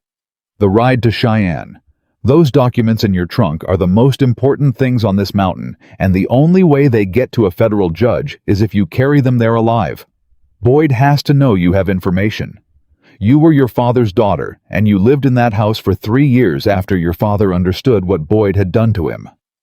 Mary set her cup down. "You think he sold me to get me out of the way, not just to collect the debt? I think a man who has been running a long scheme for 6 years does not make impulsive decisions," Ethan said. "And sending your uncle to sell you to Boyd's own arrangement in Boyd's own town with Boyd's own witnesses, that's not impulsive. That's deliberate." The cabin was very quiet. Mary thought about this. She arranged it against everything else she knew, every piece of the picture she'd been assembling for 2 years, and she found that it fit, cleanly and completely. Like the last piece of a map sliding into place and revealing that the territory was both larger and more dangerous than she'd charted. "Samuel," she said. "Boyd owns Samuel too," Ethan said. "Would be my guess." "Samuel owes Boyd $300, she said slowly. "I found that in the papers too. I didn't connect it to me. I thought it was separate." She looked at her hands on the table. "It wasn't separate." "No," Ethan said. She was quiet for a long moment, long enough that Ethan let the silence sit, without filling it, which she had come to understand as one of his particular qualities.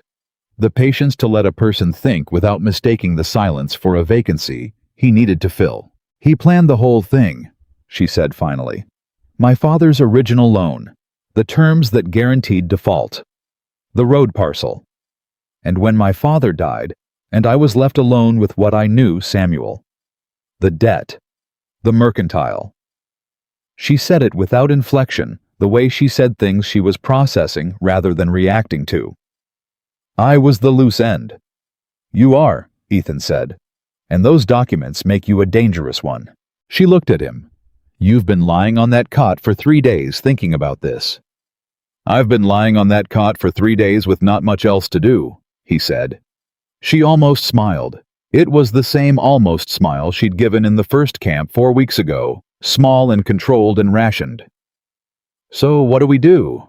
We get ahead of him," Ethan said, "before spring. If we wait until the snow breaks and try to ride to Cheyenne, we're moving on his timeline. He'll have men on the southern trail before we're a day out." He leaned forward, elbows on the table, and she recognized the posture of a man who had been a soldier planning from forward rather than defense. "We need to get word to Cheyenne now, before he expects it." "No one rides through that pass in December," she said. "Burkett does," Ethan said. The silence that followed had a different weight. Mary looked at him and understood what he was proposing. Not that they ride out, but that they send the information ahead. That they make a copy of the documents and put them in Burkett's hands and trust a man who had survived 8 mountain winters alone to carry them through a December pass to a federal land office 2 days south. "Do you trust him?" she asked. "With my life?" Ethan said. "Have. This isn't your life," she said. "It's mine, and it's Boyd's entire scheme and 6 years of evidence. If Burkett is caught with those copies." "Burkett has been moving through this range for 15 years, Ethan said. "He knows every trail, every shelter, every blind canyon between here and the Territory Road. And he is not a man who talks to people he doesn't need to talk to." He paused. "I'll tell him what it is, all of it. Burkett deserves to know what he's carrying." Mary was quiet thinking. "And if he says no, then he says no," Ethan said. "And we hold until spring and find another way. But I don't think he'll say no." "Why?" Ethan looked at her with the flat gray eyes that had over 4 weeks become less flat, not warmer exactly, but more readable, like a landscape she'd learned to see past the surface of. "Because Burkett had a daughter. he said. 12 years ago in Kansas. She didn't make it to 13. The man responsible was a creditor. He paused. Boyd's type of operation isn't new. Different territory, same method. Mary held his gaze. You told him you were coming down for supplies, she said, before you left for Cooper's Crossing. Did you know what you were walking into? No, he said. I knew Boyd was operating in Cooper's Crossing. I knew the town had problems. I didn't know about you or your father or the documents. But you stepped in anyway, she said, in the mercantile. I stepped in because of what I saw, he said simply. That's all. She nodded slowly. That was the answer she'd expected, because it was consistent with everything else she'd observed about him, and she trusted the consistency of it. Ethan sent the smoke signal that morning, 3 short, 1 long, and 2 days later, on a clear, bitter morning, with the temperature well below 0 and the snow packed hard and navigable, Burkett came. Mary heard him before she saw him. The distinctive sound of a man who moved through wilderness with the absolute minimum of noise, but whose horse had opinions about the cold. Ethan was already at the door when the knock came, which meant he'd heard it too, and she noted again the particular attentiveness of a man who had learned to read the sounds of his environment as a survival matter rather than a habit. Burkett was older than she'd expected. 60s maybe, pushing 70, with a face that the mountain weather had worked over so thoroughly that the original geography was almost unrecognizable beneath the result. He was not tall. He was not large. He was the kind of man who had the precise economy of someone who had spent a very long time calculating exactly how much of everything they needed and had stopped carrying anything beyond that. He came inside and looked at Mary the way Ethan had looked at her in the mercantile. Not with assessment of the woman-shaped kind, but with assessment of the practical kind. Taking in what she was, deciding what category she fit. This is Mary Harper, Ethan said. She's wintering here. Burkett looked at her for another moment. Then he nodded once, which she understood to be the full extent of his social introduction, and turned to Ethan. Trap on the east boundary, Ethan said. Someone else's. Mary pulled me out of it. Burkett looked at Mary again. A fractional recalibration. You all right? He said to Ethan. I'm fine, Ethan said. We need to talk. They talked. Ethan laid it out with the same precision he had used with her. The facts in order, the connections drawn explicitly, the stakes stated without embellishment.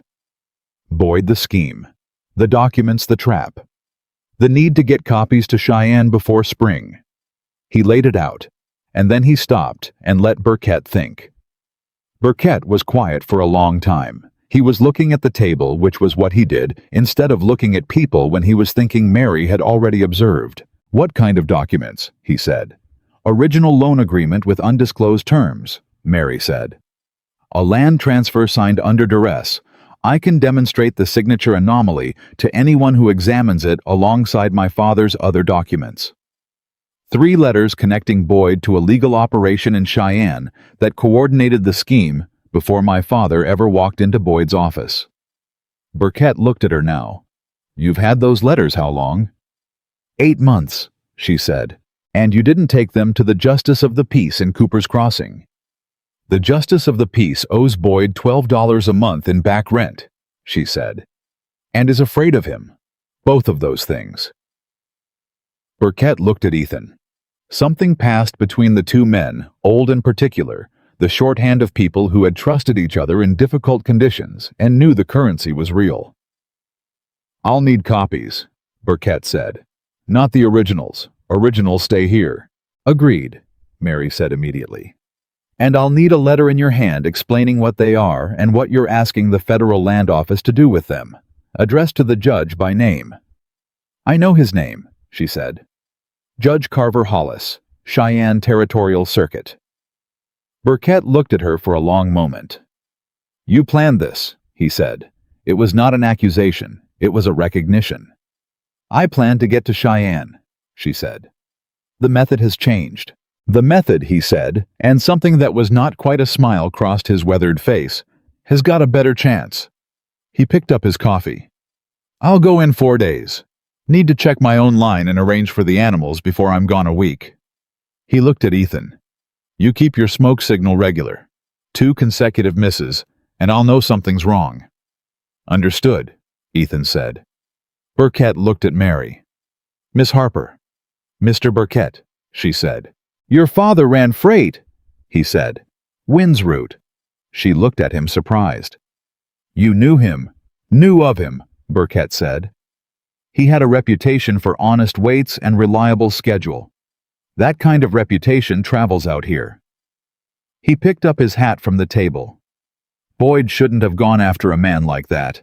He left, and the cabin felt larger after he was gone, not smaller, the way it sometimes did after someone significant had been in a space and their absence redefined the dimensions of it. Mary sat at the table and looked at her hands and thought about her father, about his honest weights and his reliable schedule, and his reputation that had traveled and the loan that had been offered at exactly the right moment, as Ethan had said, at exactly the moment of ambition and vulnerability, and the terms that had been designed from the beginning to swallow him. She felt the grief of it, and then she felt the thing that lived under the grief, the cold, purposeful thing that had been organizing itself inside her for 2 years.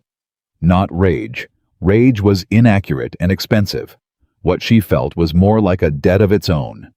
Precise and patient and accruing interest. "You all right?" Ethan said. She looked up. He was watching her the way he watched things he was genuinely concerned about without performing the concern, simply attending to it. "I'm thinking about my father," she said. "Tell me about him," Ethan said. And it was not a polite question. It was the question of a man who understood that talking about the dead was sometimes the only way to put them somewhere they could rest, and who had learned that from his own Eleanor and his own private years of not talking about her. So she told him. She told him about Daniel Harper, who had been a practical man with an inconvenient love of beautiful things, the kind of man who would spend a week's profit on a piece of fabric because the color reminded him of the sky in Missouri when he was young. Who had not been a businessman by nature, but had worked so hard at being one, that he'd become a competent one, except for the single catastrophic failure of trusting the wrong creditor at the wrong moment. Who had spent the last 3 years of his life trying to work his way out of a trap that had been specifically designed to be inescapable. Who had died. She believed not from the illness the doctor named, but from the particular exhaustion of a man who had understood too late that the game was rigged, and had kept playing it anyway because the alternative was giving up. Ethan listened to all of it without interrupting. When she was done, he said, "He sounds like a man who deserved better than what he got." "He was," she said, "and he did." "Then let's make sure what he left behind, those documents, what you know, gets used to something that would have mattered to him." She looked at Ethan Cole across the table and thought about the fact that this man had bought her freedom with $450 in gold and called it paying a debt and expected nothing back, and had said, "we," without being asked, and was now talking about her father's legacy as if it were a shared responsibility. She thought about all the ways a person could be wrong about another person, and all the ways you could be right, and the evidence she had been collecting for 4 weeks, and what it added up to. She didn't say any of that. She said, "I need to start copying those documents. It'll take 2 days. The handwriting has to be exact enough to be credible." "Use the table," he said. "I'll keep the fire high." He did. For 2 days, she copied the documents in her small, precise handwriting, and Ethan kept the stove running and cooked badly but sincerely, and brought her coffee at intervals that suggested he was paying attention to how long she'd been working, and once when she had been sitting in the same position for 3 hours, and her hand was cramping. He put a cup of the herb tea, the one she'd made for his shoulder, that she kept a batch of ready on the shelf on the table beside her, without a word. She looked at it. She looked at him. He had already turned back to whatever he was doing. She drank the tea. On the 3rd day she was nearly done when the sound came from outside that made Ethan go very still at the stove. She heard it too, a sound that was wrong in the particular way that sounds are wrong when they contradict the pattern you've been tracking. Horses, more than one. On the approach trail from the south. In December. Ethan moved to the rifle on the wall, lifted it, checked the load. He did not do it dramatically. He did it the way he did everything with the economy, of someone for whom this was a practical matter rather than a performance. Finish what you're doing, he said quietly. Then get the originals and put them in the trunk under the floorboard. There's a floorboard. Third plank from the east wall, he said. Loose at the south end. She did not ask how long it had been there or why. She finished the page she was on, stacked the copies separately from the originals, and went to the second room and found the plank, and it was exactly where he'd said. And she put the originals and the finished copies both under it. The copies were done enough. Burkett could take them as they were, and came back out as Ethan opened the front door. There were two of them. Men she didn't recognize from Cooper's Crossing, but she recognized the type, the kind of men Boyd used for tasks that required physical presence rather than legal maneuver. They were cold, and they were pretending they weren't, and they were on horses that had been ridden hard, which meant they hadn't waited for a good day. They'd come because they'd been sent. Cole, the nearer one said. He was younger, broad-shouldered, with the particular expression of a man who was performing confidence he didn't entirely feel. You're on private land, Ethan said. He was standing in the doorway with the rifle at a carry that was technically relaxed and functionally very clear. Come to deliver a message, the man said. From Mr. Boyd. Then deliver it. The man's eyes moved to Mary, who was standing behind Ethan's right shoulder. Something registered in his expression. Surprise, maybe that she was here and appeared to be staying here. Boyd had perhaps expected her to have fled, or to have been sent away, or to be manageable. Whatever he'd expected, the reality of her standing upright in a mountain cabin doorway with her hands at her sides and her eyes steady was not it. Mr. Boyd says the debt arrangement is still open, the man said, returning his gaze to Ethan. He's prepared to call the gold settled as a business transaction. The girl comes back to Cooper's Crossing, and there's no further trouble. The girl. Mary noted the word and filed it next to the other words men like Boyd used property settlement arrangement. No, Ethan said. The man blinked. He had expected negotiation. Mr. Boyd is being generous. Boyd sent men up a mountain in December, Ethan said, which means he's not being generous. He's nervous. He let that sit for exactly 2 seconds. Tell him the answer is no, and tell him the next man he sends onto this property uninvited will be sent back on foot. The younger man looked at his companion, the companion who was older and had the specific stillness of a man who had been in enough difficult situations to know when one was not developing in his favor, gave a small fractional movement of his head. The kind of movement that meant, we go. Mr. Boyd won't like that answer, the younger one said. Mr. Boyd, Ethan said, is not my concern. They left. Mary and Ethan stood in the doorway and watched them go down the trail until they were out of sight in the timber, and then Ethan stepped inside and closed the door and stood with his hand on the latch for a moment. He knows you're here, he said. He knew that before he sent the trap, she said. He knows you're not leaving, he said. He suspected that, she said. Now he knows it. Ethan turned from the door. His jaw was set, and his eyes had gone back to the flat gray of the first day in the mercantile, not cold, but measuring. Calculating distance and trajectory. Burkett needs to go sooner, he said. Tomorrow if he can. I'll finish copying tonight, she said.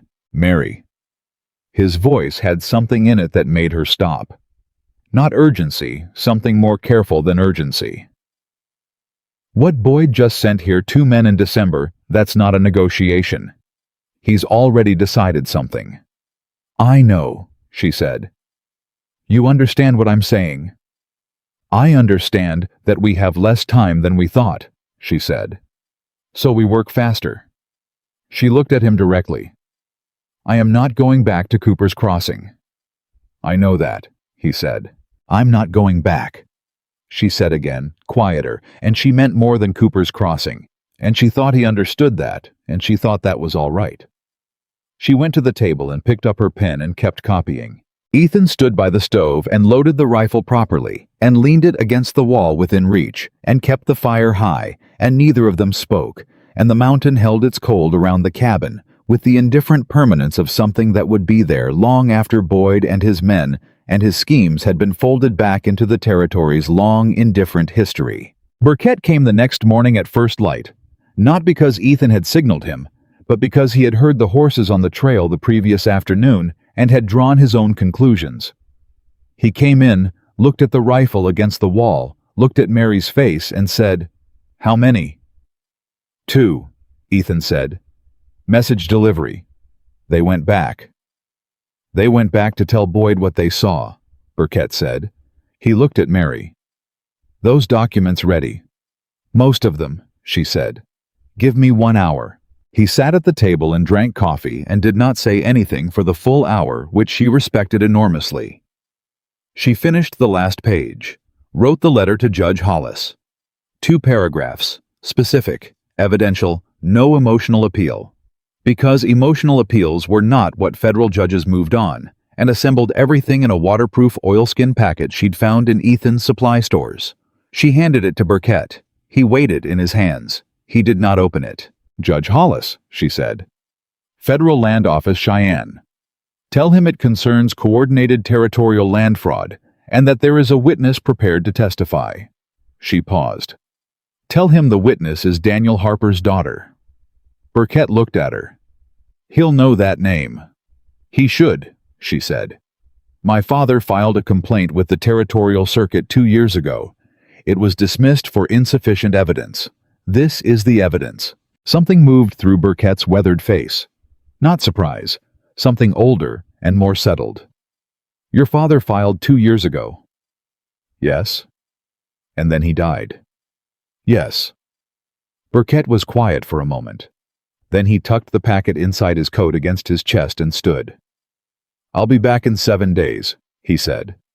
"If I'm not back in 10, something went wrong and you take the originals south on the main trail and you don't stop at Cooper's Crossing."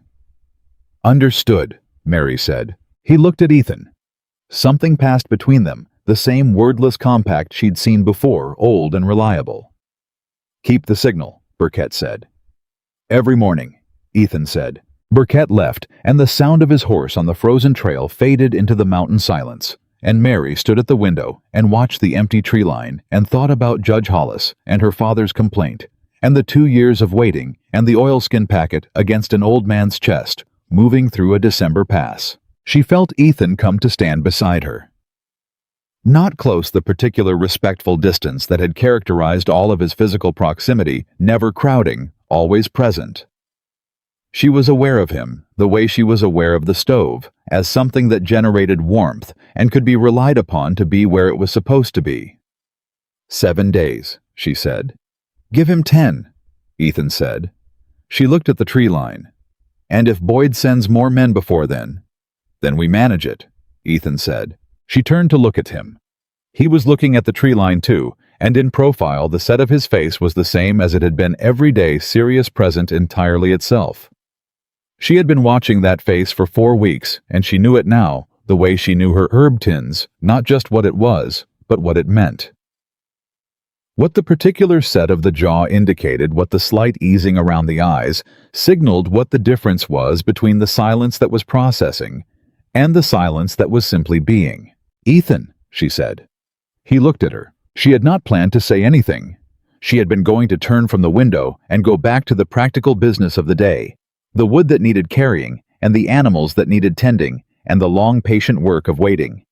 But he was looking at her with those eyes that had stopped being flat sometime in the last 4 weeks without her fully marking the moment it happened, and she was very tired. Suddenly, not from work, but from the sustained effort of holding everything at arm's length that you held at arm's length when you were alone, when there was no one to put it down near, when the weight of it was entirely yours. "Thank you," she said.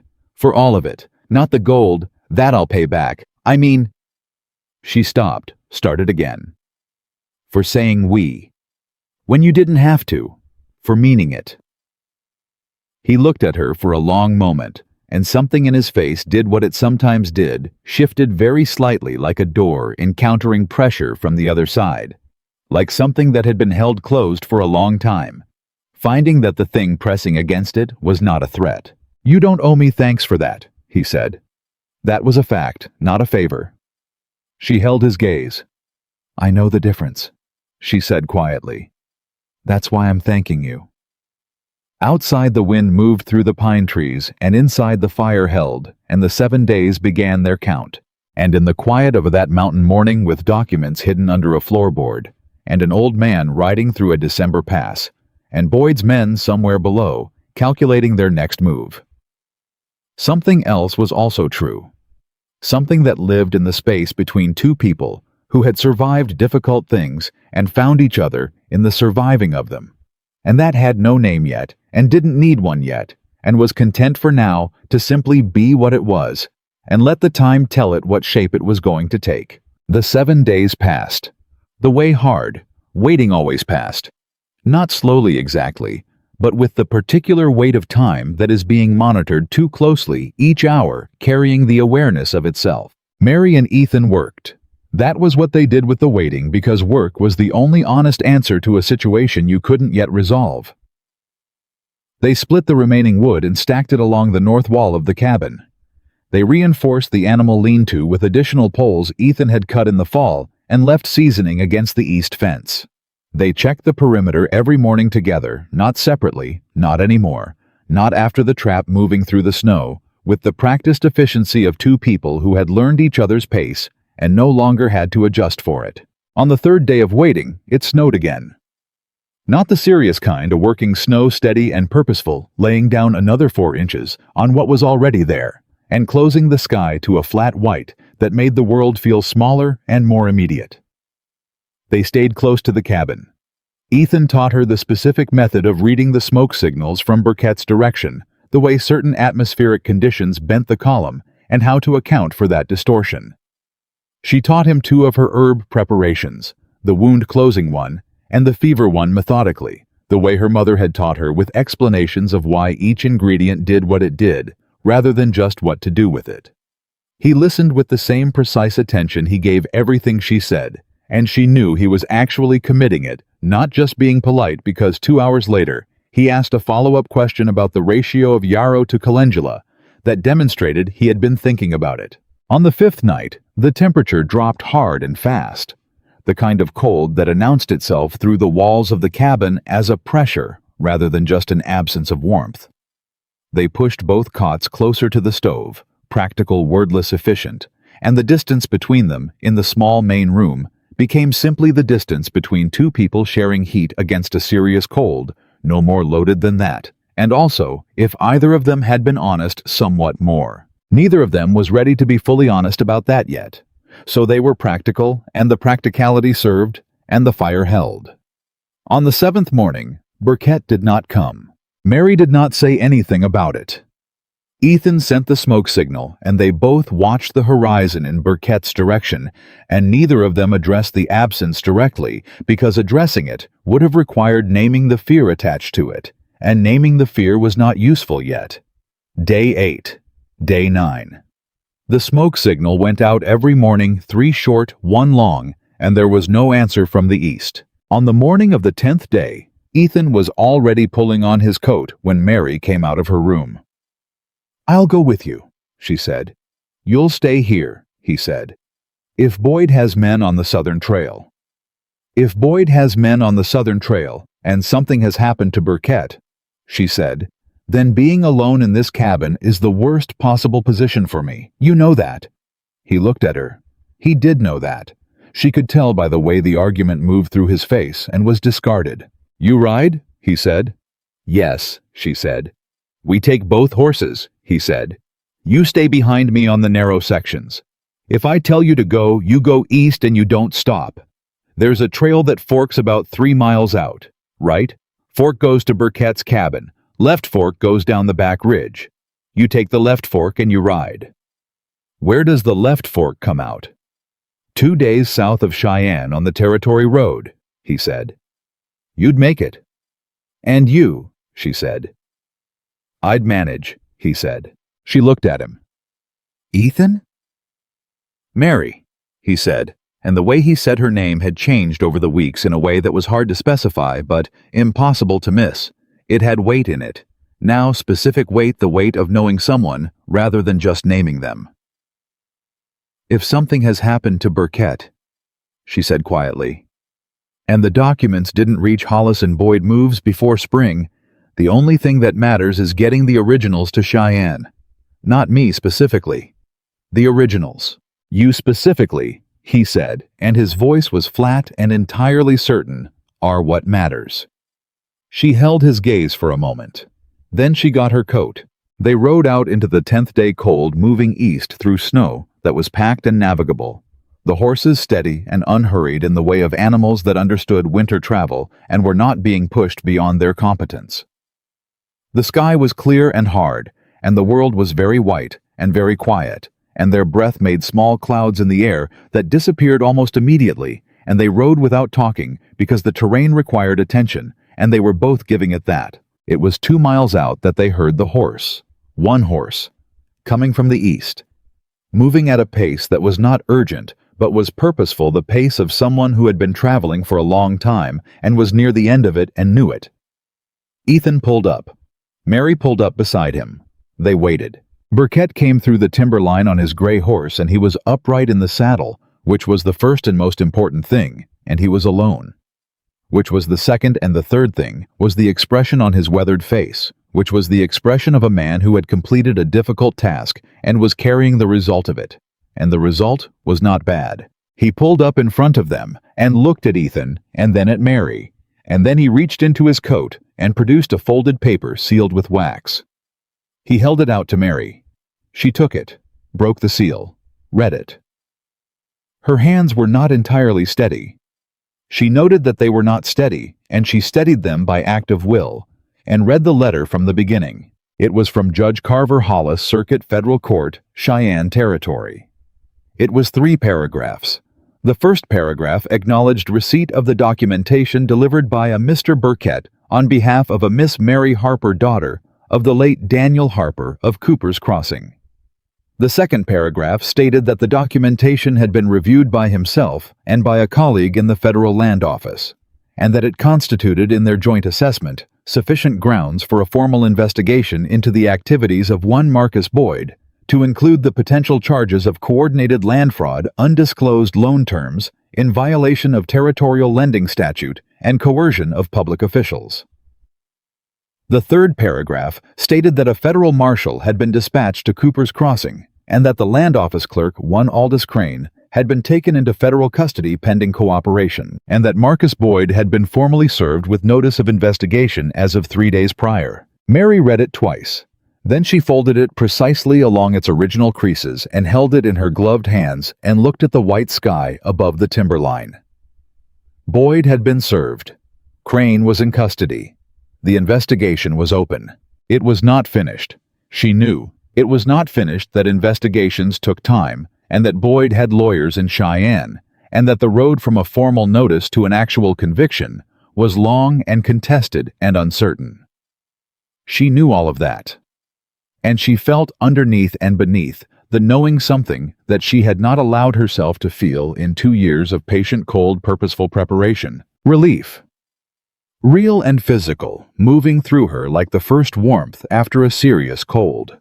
Not comfortable exactly, but real. The body registering that the sustained emergency was beginning to ease. "Mary?" Ethan said. She looked at him. She was aware that her eyes were bright in a way she was not going to do anything about, because she had earned this, and she was going to let herself have it for exactly this moment before she put it away and moved to what came next. "It's open," she said. "The investigation. Boyd's been served." Something moved through Ethan's face. Not surprised he had believed the documents were strong. She knew he had. She'd watched him read them with the assessing eyes of a man who knew what evidence looked like. What moved through his face was something she had only seen there once before, briefly the night she'd told him about her father. Something that was not the flat gray assessment. Something that was simply present, simply real. Burkett was watching both of them from his horse with the specific patience of a man who knew when to be invisible. "Good," Ethan said. "One word. Absolute." Mary looked at the letter in her hands. Then she looked up at Ethan Cole and she said, "I need to go to Cheyenne. Hollis wants testimony. In person. Before spring." Ethan looked at her. "When?" "As soon as the pass is clear," she said. "He's given me until the first thaw." "That's 6 weeks?" Ethan said. "Maybe 8. "Yes," she said. He was quiet for a moment. Then we have 6 weeks. We. Again. Still. The same word it had been every time, no qualifications added. Burkett made a sound that might in another man have been construed as a cough of the deliberate kind. He looked at Ethan. I need food and water, and about 4 hours of sleep before I head back to my line. Think your cabin can manage that? It can, Ethan said, and they turned the horses and rode back, and the letter was in Mary's pocket, and Boyd had been served, and the mountain held its cold around them, with the same indifferent permanence it always had, unchanged by their particular human dramas, reliable in the way that permanent things were reliable. The 6 weeks that followed were different from the weeks before them. Something had shifted in the cabin the day Burkett brought the letter back. Not dramatically, nothing in the life of the cabin had ever operated dramatically. Both of them were constitutionally opposed to drama, but in the way that gradual things shifted, the way rivers changed course through the sustained pressure of time and movement, rather than any single event. They talked more. Not about nothing. Neither of them was built for conversation about nothing but about the things that had been at the edges of their practical exchanges, waiting. Ethan told her about the war in the sequential, careful way of a man who had decided that a thing could be said, even if it couldn't be processed, and she listened without asking him to feel anything about it, which was what he needed. She told him about the 3 years after her mother died, when she had been 9 years old, and her father had been a man in grief, learning to be a parent alone, and the particular education of being the child of a man who was doing his honest best, and still sometimes getting it wrong, in ways that shaped you without meaning to. He told her about Eleanor more than the single sentence he'd given at the campfire weeks ago. He told her about the ranch in Kansas, the 2 years they'd had there, the particular quality of that time, which had been both ordinary and good, in the way that ordinary and good were the same thing when you were in it. He told her that he had come to the mountain not just because the ranch was gone, but because he hadn't known after Eleanor what he was supposed to do with a world that expected him to continue operating in it. She listened to all of it. When he was done, she said, "And now?" He looked at her. "Now I know," he said. Simple. No elaboration.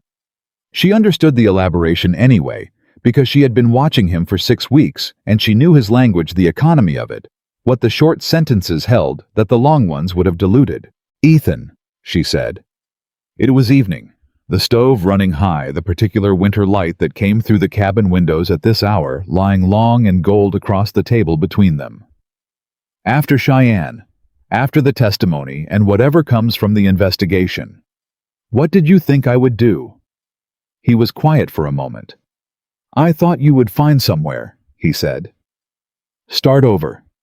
You're not a woman who stays where she's put. You'd build something." "Somewhere," she said. "Not here."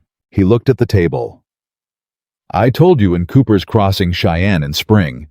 That was the arrangement." "That was the arrangement," she said. "Yes." "Arrangements can change," he said. He said it to the table, not to her, and she understood that for him that was the difficult part, not the substance of it, but the saying of it, the making it real in language, rather than just in the interior where he had presumably been carrying it for some time. She looked at him, at the weathered face, and the gray-shot hair, and the eyes that had stopped being flat, and were now simply open, the particular open of someone who has decided that guarding against everything includes guarding against the things worth having. She thought about the first night in the campfire hollow, when she had listed her facts and decided he was the latter kind of man. She thought about 4 months of evidence. She thought about the bar on the door she'd never used. "What would it look like?" she said carefully, "if I stayed?" He looked up. "Here." "Here," she said. "On the ridge." He was quiet for a long time, not the calculating quiet, not the processing quiet, but the quiet of a man moving through something with great care because it mattered, and he did not want to get it wrong. "Hard winters," he said. "Harder than what you've seen. The January cold is different from this." "I know January cold," she said. "My father's freight route. Isolated," he said. 6 months sometimes with no one but Burkett and his horse for company. I have been alone in a house for 3 years watching my father die, she said.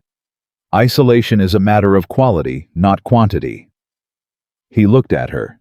You'd be choosing a life that doesn't look like much from the outside. I am not, she said, interested in how things look from the outside. He held her gaze. She held his. The fire worked at the cold, and the light lay long across the table, and outside the mountain held its vast and patient quiet. Mary Harper, he said. Slow, deliberate. Ethan Cole, she said. If you stay. He said, it isn't an arrangement. It isn't a transaction. It isn't because you don't have somewhere else to go.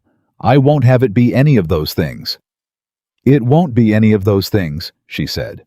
I need you to know. He stopped. Started again, and she saw it cost him something the saying of it, and she valued it more for the cost. I need you to know that what I feel for you has nothing to do with what I paid in that mercantile. That was nothing to do with you. What I feel now is entirely to do with you. The person I have watched for 4 months. He paused. I need that to be clear. She looked at him for a long moment, and then she reached across the table, the same table they had sat across from each other at for 4 months in the mornings and evenings over coffee and broth and maps and documents and the long ordinary conversation of a shared life. And she put her hand over his where it rested on the wood. He went still. The specific stillness of the first night she'd cleaned his wound, not from pain, but from the recognition of being touched in a way that meant something. It's clear, she said. He turned his hand under hers and held it. And that was all. That was the full extent of it in the manner of both of them. No performance, no excess. Simply the fact of it made real set down between them as what it was. Outside, the wind moved through the pines. Inside, nothing needed saying that hadn't been said. The pass cleared in the middle of February earlier than either of them had expected, a warm front coming down from the northwest and cutting through the snowpack with the efficient indifference of weather that had its own schedule regardless of human planning. Ethan said it would hold 3 days, maybe 4. Mary said that was sufficient. They packed what was necessary and left what wasn't. And Burkett came to mind the animals and the cabin with the wordless reliability that was his particular form of generosity, and they rode south. The ride to Cheyenne took 2.5 days. They stopped at the relay stations along the Territory Road, brief and practical stops, and they rode with the focused purpose of 2 people who have something specific to do and intend to do it. Mary had the originals in the oilskin packet inside her coat. She was aware of them against her chest for the entire 2.5 days, the weight of them, the specificity of them, the years they represented. She was not afraid. She had been afraid before her father died, when the situation had still been unclear and the outcome still uncertain. She had been afraid in the mercantile. She was not afraid now. She was prepared, which was a different thing entirely. Judge Hollis was a compact man in his 60s, with a precise, almost architectural quality to his thinking that Mary recognized and respected immediately. He received them in the federal courthouse in Cheyenne on the morning of the 3rd day, in an office that smelled of wood polish and old paper and the specific gravity of decisions that had been made in it. He looked at Mary the way Burkett had looked at her, assessing what she actually was, not what the situation suggested she should be. He looked at the originals she laid on his desk. He read them carefully. He asked her 4 questions, specific and technical, and she answered all 4 without hesitation. Because she had been preparing to answer those questions for 2 years, and she knew the material. The way she knew her herb tins by utility, by what each element did and what its relationship to the others was. When she was done, Hollis looked at her over the documents. "Miss Harper," he said, "are you aware that Marcus Boyd has engaged 3 lawyers from the Eastern Territory to contest this investigation?" "I assumed he would," she said. "He has resources." "He does," Hollis agreed. "What you have brought me is stronger than his resources, if you will stand behind it."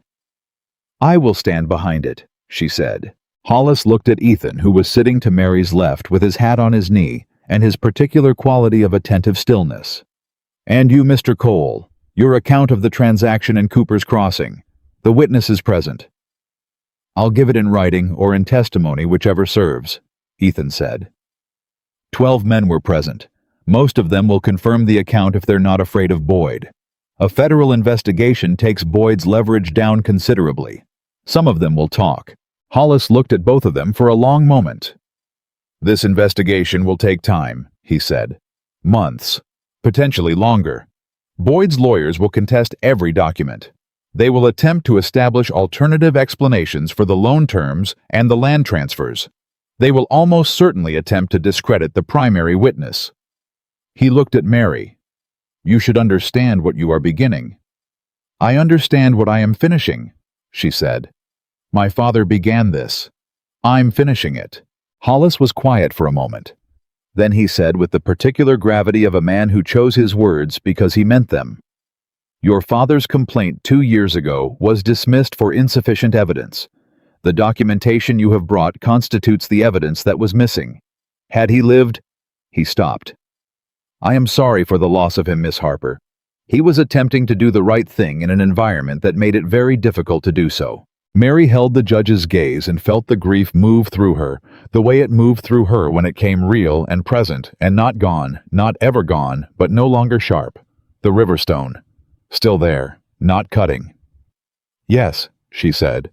He was. She signed the formal testimony that afternoon.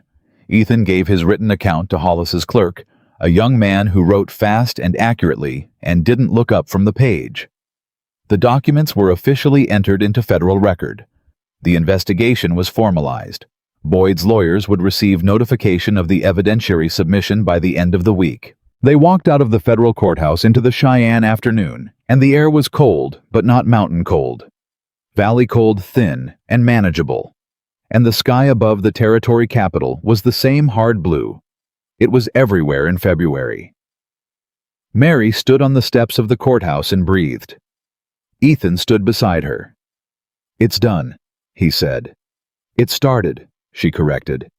The ending is months away. The part that needed you to do it, he said. That part is done. She looked at the street below the wagons and horses, and the particular organized chaos of a territorial capital so different from the quiet of the ridge that it was almost comic in its contrast. She thought about Cooper's Crossing, which was 200 miles north, and felt like a different world. She thought about the mercantile, and the 12 witnesses, and Boyd's hand releasing hers with the quick burned motion of a man who had lost a transaction. She thought about what he'd lost that morning. Not just her, not just the gold, and what he was going to continue losing as the federal investigation moved through his operation, like water through soil, patient and thorough, and going everywhere. Ethan, she said. He looked at her. I'm not going back to Cooper's Crossing, she said. I know, he said. I'm going back to the ridge, she said. He looked at her for a moment, and the look was the open one. The one that had stopped being flat, the one that she had watched develop over 4 months from an assessment tool into something more like a door that had decided to stop being closed. I know that too, he said. She looked at the Cheyenne street for another moment. She thought about what her life was going to be, the mountain winters, and the isolation and the work, real and hard and constant, the kind of life that looked like nothing from the outside and was from the inside entirely full. She thought about Burkett riding through a December pass with an oilskin packet against his chest. She thought about herb tins lined up on a shelf that had originally been someone else's. She thought about a door bar that had been installed before she ever arrived. She thought about a man who said we and meant it every time without being asked. She turned from the street and looked at Ethan Cole, who had come down off his mountain in October to trade winter supplies, and had made one decision in a mercantile that neither of them had fully accounted for.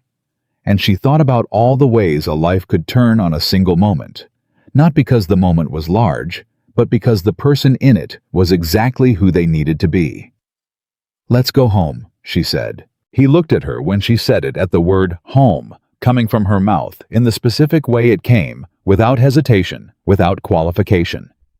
The way she said things, she had already fully decided, and something in his face did the thing it did.